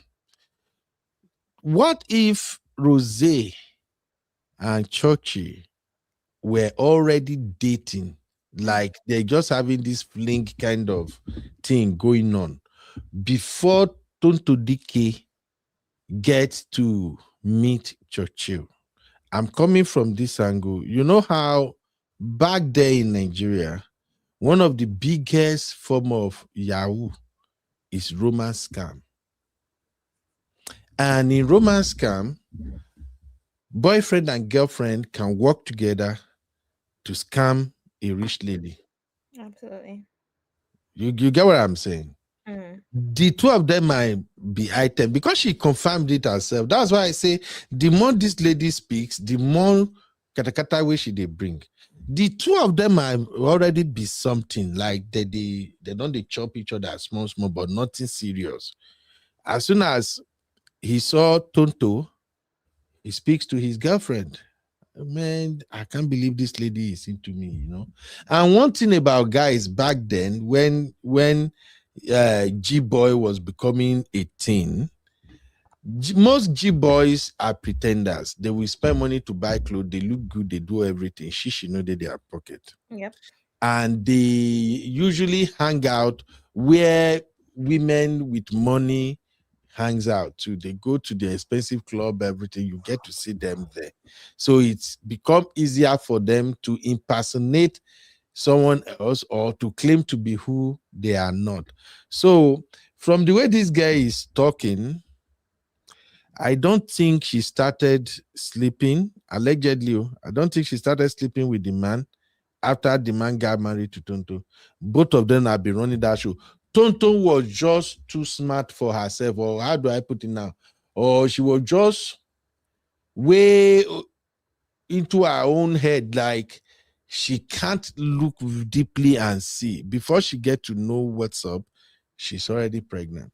I can never believe that somebody who is as sharp, as smart as Tonto can pay for her own wedding. I can never ever wrap my head around it. Now, Tonto open many people eye. Tonto, them Genevieve, Omoni Oboni, Yabo Joseph is later. I don't think Yabo Joe was there when Tonto and Co were like really the big ladies. So I can't believe she can. That bro must really be good. Though. I want more Churchill. That guy must really be good to get her to pay for her own wedding and everything. And then after marriage, and then no. Rosy get a lot to say, man. Rosy got a lot to say. Let's listen some more. It's been an issue now. So I just get lost in the whole situation sometimes. I was in Oriental, I can never forget. I was in Oriental Hotel with my sister and we're having dinner. And then the next thing, she just pulled up her phone. I think I had like whether it's 200 followers by then or something. She just pulled up her phone and said, Apple, look at you. I said, what? I just saw my picture. In the middle, Abi, on the side, Churchill in the middle, Tonto on the side. Headline, I broke. I cried that day. I called Churchill. I said, "What is this? What is this? What did you do? What?" He was telling me, "Oh, sorry, calm down. I'll explain. I'll explain. It's not like that." My whole family changed it for him. He came. I was explaining that. No, it's a misunderstanding. So I just wanted to know, how did I get into the whole twist? At what point? Because I know we were together so many times. Did I stand out? Because I was not the only girl that he was like, hanging out with. But why did I stand out? Me, I came from Gambia. I didn't know anything. I didn't know internet was wild. I didn't know there was anything like, all this controversy online. I just knew internet to be, you post your picture, you'll be looking for likes and people that will comment. Maybe if I have 10 comments like this, 50 likes, 50 self is plenty, 25, I'll feel like I'm raining that time. Because I didn't really know much about these things. But when I was called out, that exposed me. And that was when I granted that stupid interview that I regret and I'll forever regret. PR team, all of them started, "Oh yeah, just talk it like this." Even that is like a brother to me, which in reality, I would have put it in a better way. If I was going to, speak with my own words at that time, I'll put it in a better way. But if I still want to describe him today, apart from him being my husband now, I would have still said that he was like a brother to me. Because I don't know what to describe him as. A friend. He's not my uncle. He was more as that brother, older brother figure that will come to the house anytime, Mama go cook, he go chop, he will carry us come out. And when he carries us out, it's not like he takes just me. He'll take me, take my sister, take my brother, flex us. But the only time I would go alone with him was when he was doing like all this, his foundation stuff. By then I said I just got here. So I was trying to like break through Nollywood and all these kind of things. Because when I was in Gambia, they came there to shoot a movie and they saw me. And that was how MMA Song invited me to Lagos. And after I did one movie, I went back to Gambia and I saw that other film producers started trying to call me. I was like, this one that Nigeria is hot. Do I think that because MMA Song paid ticket for me once, other film producers will be paying for me? It means I just have to relocate to Nigeria. So because my mom and them, they're Nigerians, but they never lived here. So I even brought my family back to Nigeria because I was like, I want to pursue this, acting stuff. And I came and we started going to school here. My siblings, they started going to Unilag and all of that. And that's where Churchill now came in that, okay, since this is what you want to do, me, I have a foundation. The little me I can do for you. You can be following me. You like children. Your mama say you like children. Because he's free and in my house. They talk, they relate. So it's something that he knows me. And I was way younger. It's not like now that if he talk, I can talk 100. That time, they don't even born me well when he's trying to put me through. For me, I was shy. I was, very well put together and everything. So when he gave me that thing, he had foundations, he was going interstate and all of that. He said he can make me ambassador of mother and child. Since I have passion with children, I'm good with children. And that was how I started following him up and down. My own interest at that time was to take pictures, be in all the big church pictures, because it would be good for my profile. And that was how I felt like he was helping me. So I said, I don't know whether it's that outing that I was going with him that I entered eyes. I don't know, because if you even check all the big church pictures, I'm the only white one just standing out there looking pretty that it freeze. Abby. Yes, Uncle Ben. I'm this confused girl again. is a liar. You're confused again. I'm confused. He's just talking. You can't see, when you keep having to explain. To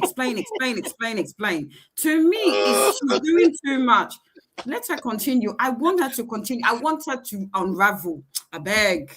Uncle Ben, why does she keep saying that she was young? When did this drama happen? How old am I? Because I'm not understanding. She's 8 years ago. She's 34 now. She's 24. That means she's like 26 when it all happened. She's like no, it's not 26. The boy is 10 years old. The boy is 10. It did not happen immediately before I was born. Now, because that means you're telling me that I was how old now? I was 18. I was 19 when this Tonto Dikeh. There's no way I was 19. That means I was at university when this Tonto Dikeh. No, now I've already started working when Tonto Dikeh's drama started. Now Abby, already working my bigger job. Abby, let us even leave that aside. She My point said, is that she was at least 26, 27 Abby, when this happens. Why is she saying she was young? She was young. Which Abby one? and Honey Babe, with everything she said now, would you agree with me? Would you agree with my theory Yeah. that she and Cookbird, she and this guy, they don't they chop each other before the guy meets Toto? Based on the Maybe story she said, no. that's a possibility. I do agree with you. That's a scenario that I've not thought about, and that's a possibility. You heard when she said he used to come to our house, he used to flex us. He's a big boy. He told my mom he would get me something. You know, I just want to be in his picture just to show him. And then she said, if you look at all the picture, I'm the only white one there. Is she white? Obviously, she believes she's white, even though technically she's mixed race, but that's her confusion, not ours. Oh, I can see why Toto really lost it. Nigerians need to apologize to Tonto. Is it now you're saying this? Look. You know, I've been vulnerable with our community here very well. There is a reason. I've dated a couple of girls before I met my wife. Yeah, I was a street guy. I run well. And people broke my heart, but it wasn't really like heartbreak. But there is one heartbreak that tomorrow, it was after I got married that I finally begin to get over it, that I'm now in a place where I just share it, I just laugh with it. There is a way somebody will cheat on you. You are going to need a J. Gabriel, a J. Michael, a J. Uriel to get over it. Yeah. It be like say, Abby, you and Honey Babe, una never experienced cheating before. Una partner never cheat on her before. Una not going to understand this thing. There is a way your partner will cheat on you with somebody you know, somebody you see, somebody you thought. There is no way in hell these two can even go this route. Didn't my ex marry his big sister? What are you telling me about, Uncle Ben? Didn't I tell you that my son's older brother is 3 months older than him? These things happen. But you just have, like I said to you, you have every right. We all have personal experience of heartbreak with relationships, cheating, whatever. Well, please don't do that, you. But I think my issue is that she had every right to crash out. No, I'm but sorry, Honey Babe. Yeah. It's Sister Chinye that is making me laugh. I think the only problem is that she had every right to crash out. And I'm not saying this. I don't think that she should have done it off camera. If she wants to scatter, break car, destroy house, let her do it. If that's what helps her. But I think that it shouldn't have been offline. That's my only critique.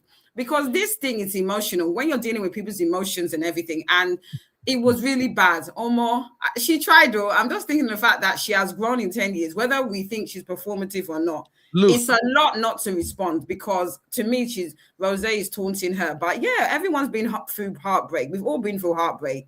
But I think that, as I said, now karma, I don't want to say the rest of it. There's karma out there. In case you don't know, look at Tonto. Here comes Tonto. Look at Tonto. Let me just wait.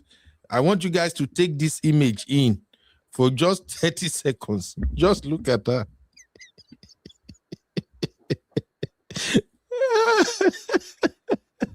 Oh, God, you are faithful. God, you are a wonderful God. Amen. Look at Tonto. She went through a lot, man. Look at her. My gender.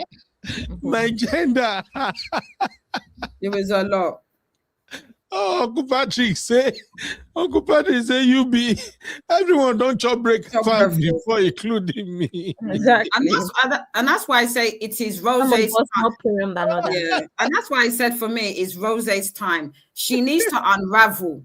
And I'm sorry, you can say, oh, it's not a Christian thing. Leave that religion right now. Karma is karma. And for me, she should run for every TV station in Nigeria and be ranting and raving. This is Rosé's time. This is your time, baby. This is your time. Look, Do you know why Toto is looking like this? You know what happened when when this picture came out and she's looking like this? This happened when her second man, where we know, Popogiri, I'm going to record that guy. Popogiri, yeah. Popogiri. That's not so far though. You guys are not nice, you know. When that second guy served Toto breakfast, I saw this Toto video and I was so sorry. Like, oh God. Now look at Tonto now. Look at how she look when Popogiri serve her breakfast. What is now I see why women are so mad at my gender. My gender can run women crazy. But in everything, let's just say the grace of God is sufficient in the life of Tonto. This same woman, look at her picture now. Check this out. That's the same woman. Right. You see what? Yeah, this is growth. This is growth. Serious growth. You see what men can do to you.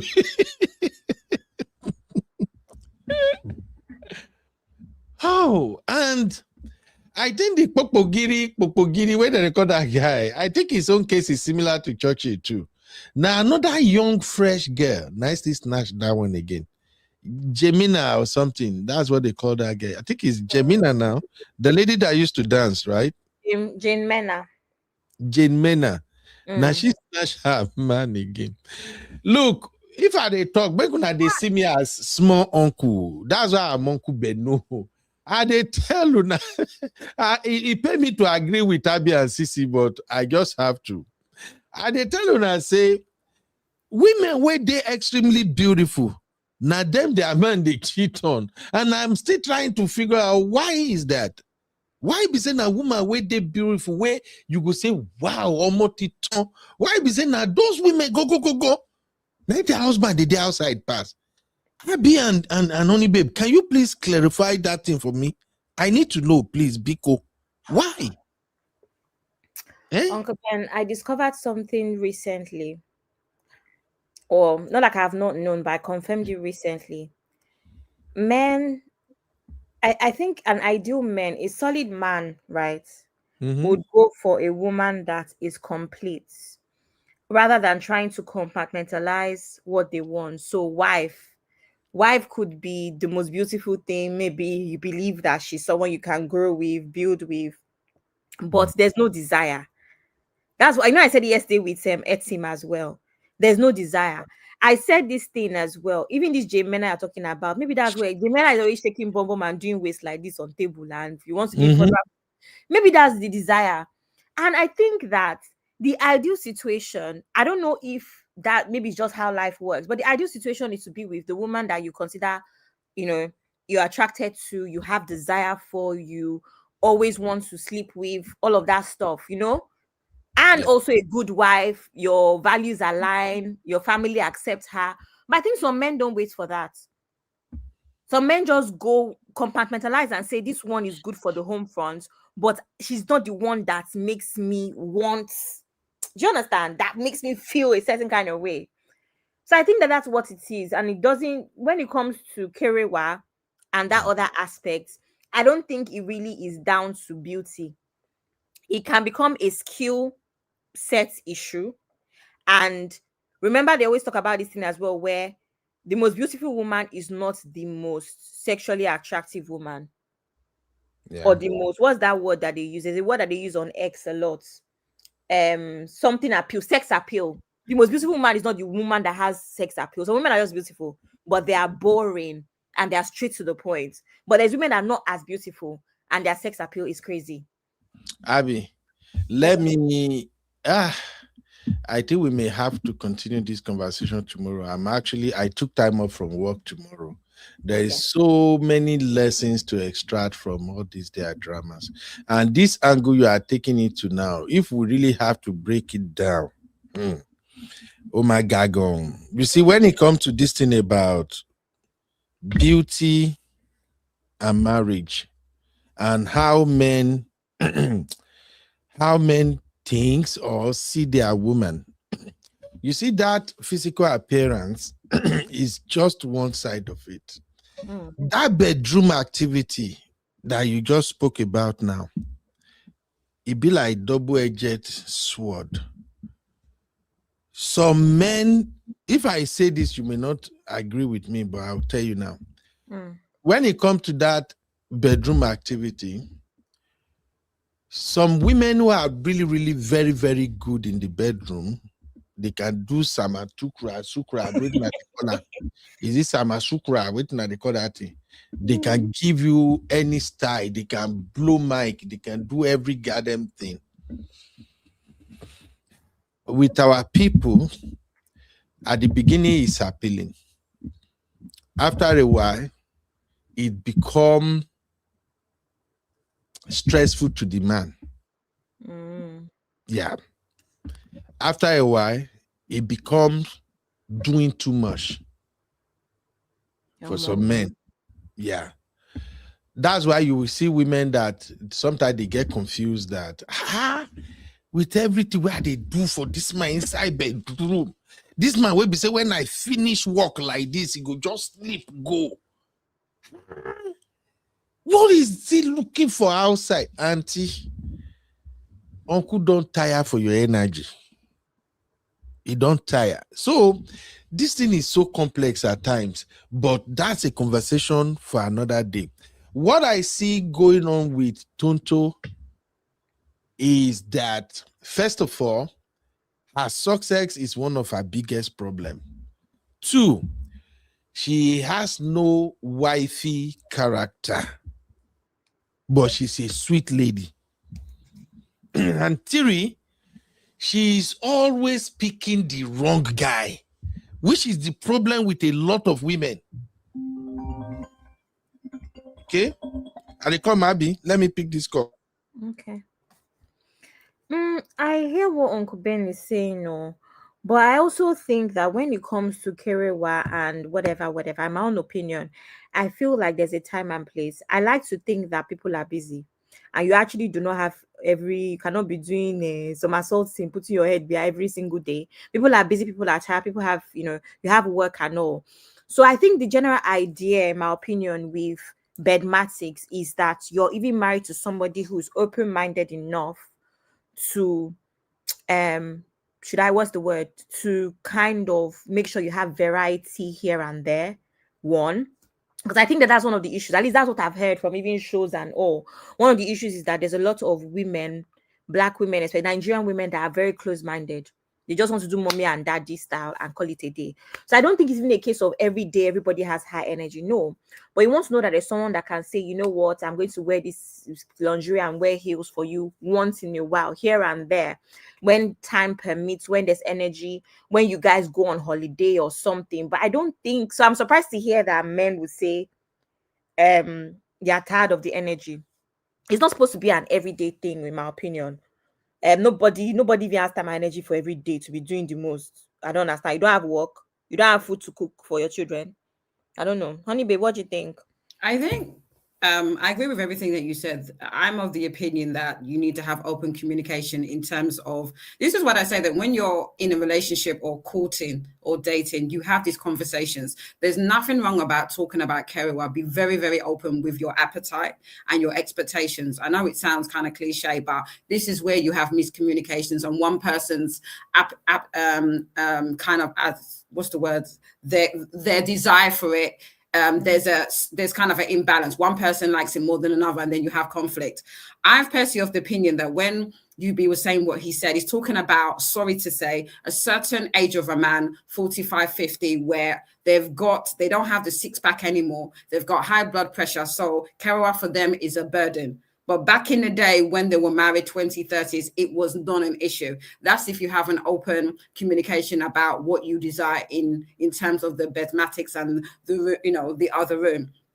A lot of people, to me, men that start talking about it's a burden, it's when they're a certain age. And I'm not age shaming anybody. Normally, when you're 45, 50, and as a man, and the woman is 45, 50, menopause kicks in, and you've heard of stories, women having a higher appetite for Kerewa than the man, then it's a problem for the man. So I think what he's talking about is a certain demographic or a certain age group of men where it becomes a problem because, no disrespect, you've ate too much pounded jam and eba that your stomach is hanging out, and so you're not able to even do certain positions. So yes, it's going to be a burden.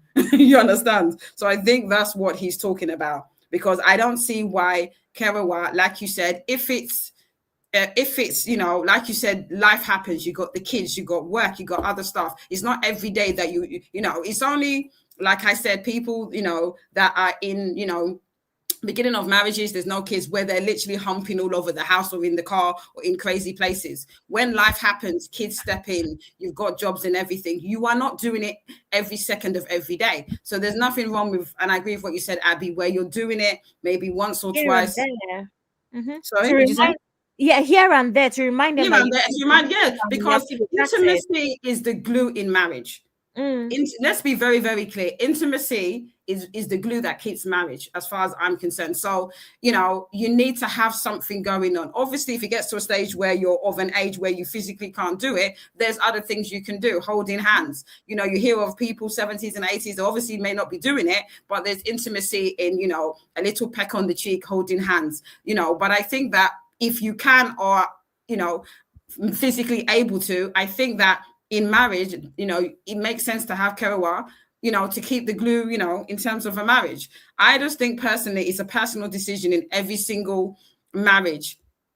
I've heard of marriages, unfortunately, where you got one person that absolutely dislikes Kerewa for whatever reasons, childhood abuse, SA, or whatever, and that's a problem for them. And I just think personally, and I'm giving them grace, they shouldn't be involved in any relationship until they get the help for whatever trauma, because it's not fair on the other spouse where you dislike it so much that you refuse to give it to your husband, and that becomes a bone of contention in the marriage. But that's for another story. I just personally believe that you need to have open dialogue in your marriage when it comes to Kerewa. It's very, very important.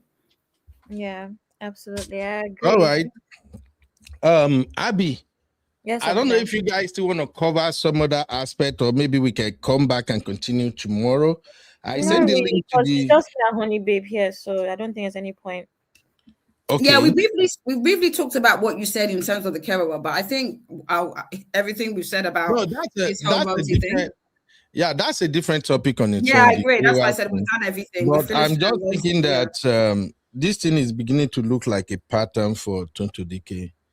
In terms of her choices of men, yeah, maybe. Yeah, in terms of her choices of men. But you know what may I see? I don't see what may I see is, and I can relate to this, which I've also been very open about. I see a woman who comes across as more confident than she really is, and has some deep self-esteem issues as well. I think that's why she's choosing the wrong men.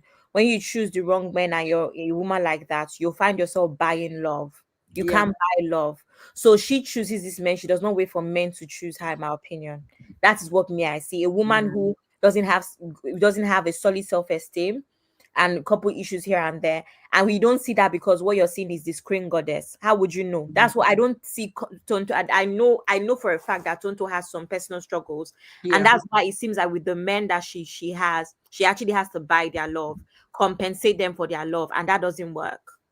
I definitely agree with that, because I've never heard of it, whether in diaspora or in Nigeria, that you would pay for your own introduction and wedding. If it was both or one of them, that makes no sense. So I definitely think that there's some self-esteem issues that she needs to deal with. And the thing is, you can be very confident outwardly. You can have the war paint, and you can be now be a baddie outside, but inside your confidence may not be as confident as you think. So I think it's something that she needs to work in herself, because I always say this, and I say this all the time: if you come out of a relationship, you need to do a self-audit, whatever issues you have. And I know it's very easy to say, but we really need to work on ourselves. Don't jump into another relationship and do it again and again and again. It's like a revolving door of men, and you keep choosing the same type of men. So I think it's very, very important for Tonto to literally, like I said, whatever issues she has, get the help that she needs.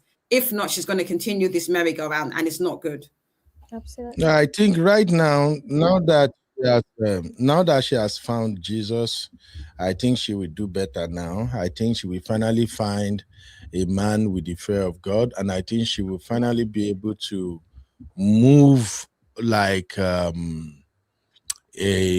virtuous woman, a proverb 30, Abby 31. Wait, now they call that thing. Abby, is it proverb 30? Sister Mario, that's Sister Mario's favorite line. Proverb 20. Proverb what? 20. Is it 20 or 31? The So, virtuous woman. so you know the answer, but you're asking me. 31. So you know the answer, you're asking me, Uncle Ben. She was testing you. So I think now she'll be able to move like a Proverb 31 woman, and she can hold it down. I think she was just picking those wrong guy because of what she expected out of life. And she used to have this energy of a boss lady, a kind of lady want to be in control, be in charge. And that usually doesn't work well for women who are considered to be successful. We African men, not all of us, but I think a large, sizable number of African men still struggle to deal with women who are successful. Because successful women will come with character. They will come with some strong character that if you are a typical traditional African man, you're going to struggle with. And I think she embodied all of that. So, but now, if truly she's now a changed woman, I think she still look good. She will still find husband. She just have to find a man she can respect, and then she just have to understand that when you are married, you move differently than when you are not married. If you already come into marriage with this mindset of no man can do this, no man can do that, this is what I want, that is what you want, you end up with a man who will tolerate you just to gain whatever they can gain. And after that tolerating done is over, they will simply look for somebody they can dominate or control, and they will just move on and replace the woman. Well, I wish her good luck. And as for Auntie Shalaye, That's just the thing. As for Auntie Shalaye, please, everybody that is watching as we're leaving, kindly drop a prayer for her. I want you to pray for her. She needs peace. I think she created a lot of problem in that marriage.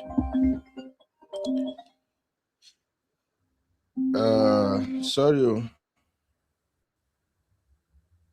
I think she created a lot of problem in that marriage, and definitely her mind is wandering now. What are your last words, Abby and Honey Babe? Your last words, please. Honey Babe, go ahead, sis. Hello? I don't really know what to say. What's the title of this thing? Title of what? No, sorry, I was just looking. I think for me I think it's a lesson about growth and literally, I'm talking rebuilding. Sorry, you get the joke there. But I think it's a lesson about growth and where you can come from. Let's talk about Tonto, for instance. What happened to her? There's many points where I think she needs to self-reflect. She needs to really think about why she makes the choices that she does and have a self-audit of, what's going on. Maybe she needs some type of counseling to deal with whatever trauma, because I know that there was a lot of stuff she went through when she was growing up. I can't remember, so someone can elaborate. But I think it's just a case and a lesson for all of us. It's like to make better choices. And even in the depth of heartbreak, the way that you move, and I'm not dismissing her heartbreak and what she went through, but I think the only critique, and I will say it again, is that it didn't have to go onto social media. She can feel the way she did, be upset about the fact that her husband, and you can say allegedly, but it's more or less being confirmed that he was cheating with her with Rosy. But I think it's a case of, moving in a way that you don't have to plaster it all over social media. And it's also a lesson where you can be Tonto, very out of your face, and you can turn your life around and you can grow. And I think she's a classic example of that. And I think it's something that to be admired, to be applauded, that you can turn your life about. A lot of, like I said, in terms of the religion, a lot of people questioning it, whether it's true, whether it's genuine. that's another subject. But I think for me, the lessons for me is growth. In terms of Rosy, I don't really have anything to say because she's a non-issue for me. I just think for her, she should just continue going on all the shows that she wants to go to. Honey babe, at least you can pray for all the shows her. that she wants to go to. And I want her to unravel, because as much as I don't really like, she's too raz for me. I don't particularly like Tonto. I never really watched her movies. I don't really watch Nigerian movies all that much. No one deserves to go through. No one deserves to go through what she did. And I think in terms of Rosy, it's like karma. Thank you.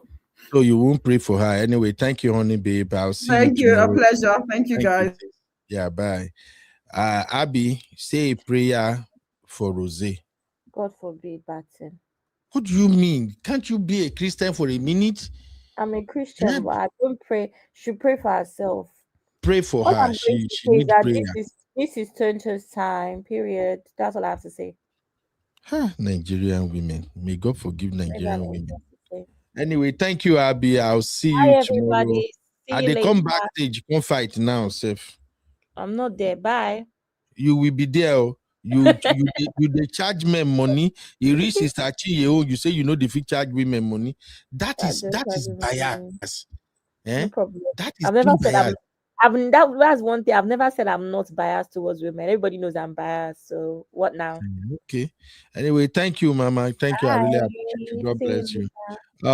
I commit Rosy into the hands of God. Lord, please give her peace. Give her rest of mind. Lord, please minister unto her so that she will stop going from platform to platform in Jesus' mighty name. And I pray that all Nigerian women, God, give them the heart of forgiving so that they can forgive Rosy. Eti buruju. Sister Oshe, Sister Chinye, thank you, Gary. Evelyn, my sister, thank you. Sister Temilade, thank you very much. God bless you. Thank you, everybody. My Bilba. Bilba, congratulations one more time, sis. I'll see you guys tomorrow. Uncle Patrick, thank you very much. Bye, everybody. I'll see you tomorrow.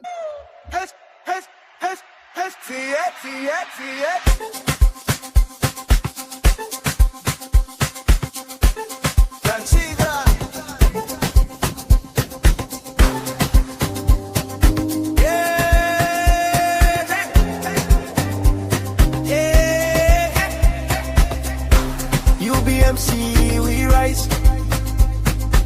Learn the skills that we go online. Uncle Ben will show the way we shine. Create your dream, build your life. UBMC, it's our time. UBMC, it's our time. UBMC, it's our time.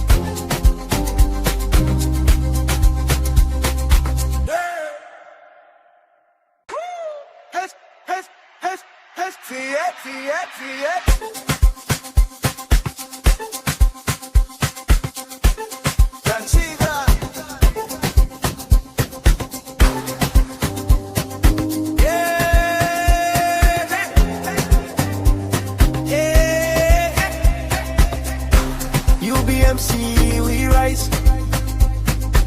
Learn the skills that we go online. Uncle Ben will show the way we shine. Create your dream, build your life. UBMC, it's our time. UBMC, it's our time. UBMC, it's our time. UBMC, it's our time. You are watching UB Stories. Like, subscribe, and leave your thoughts in the comment.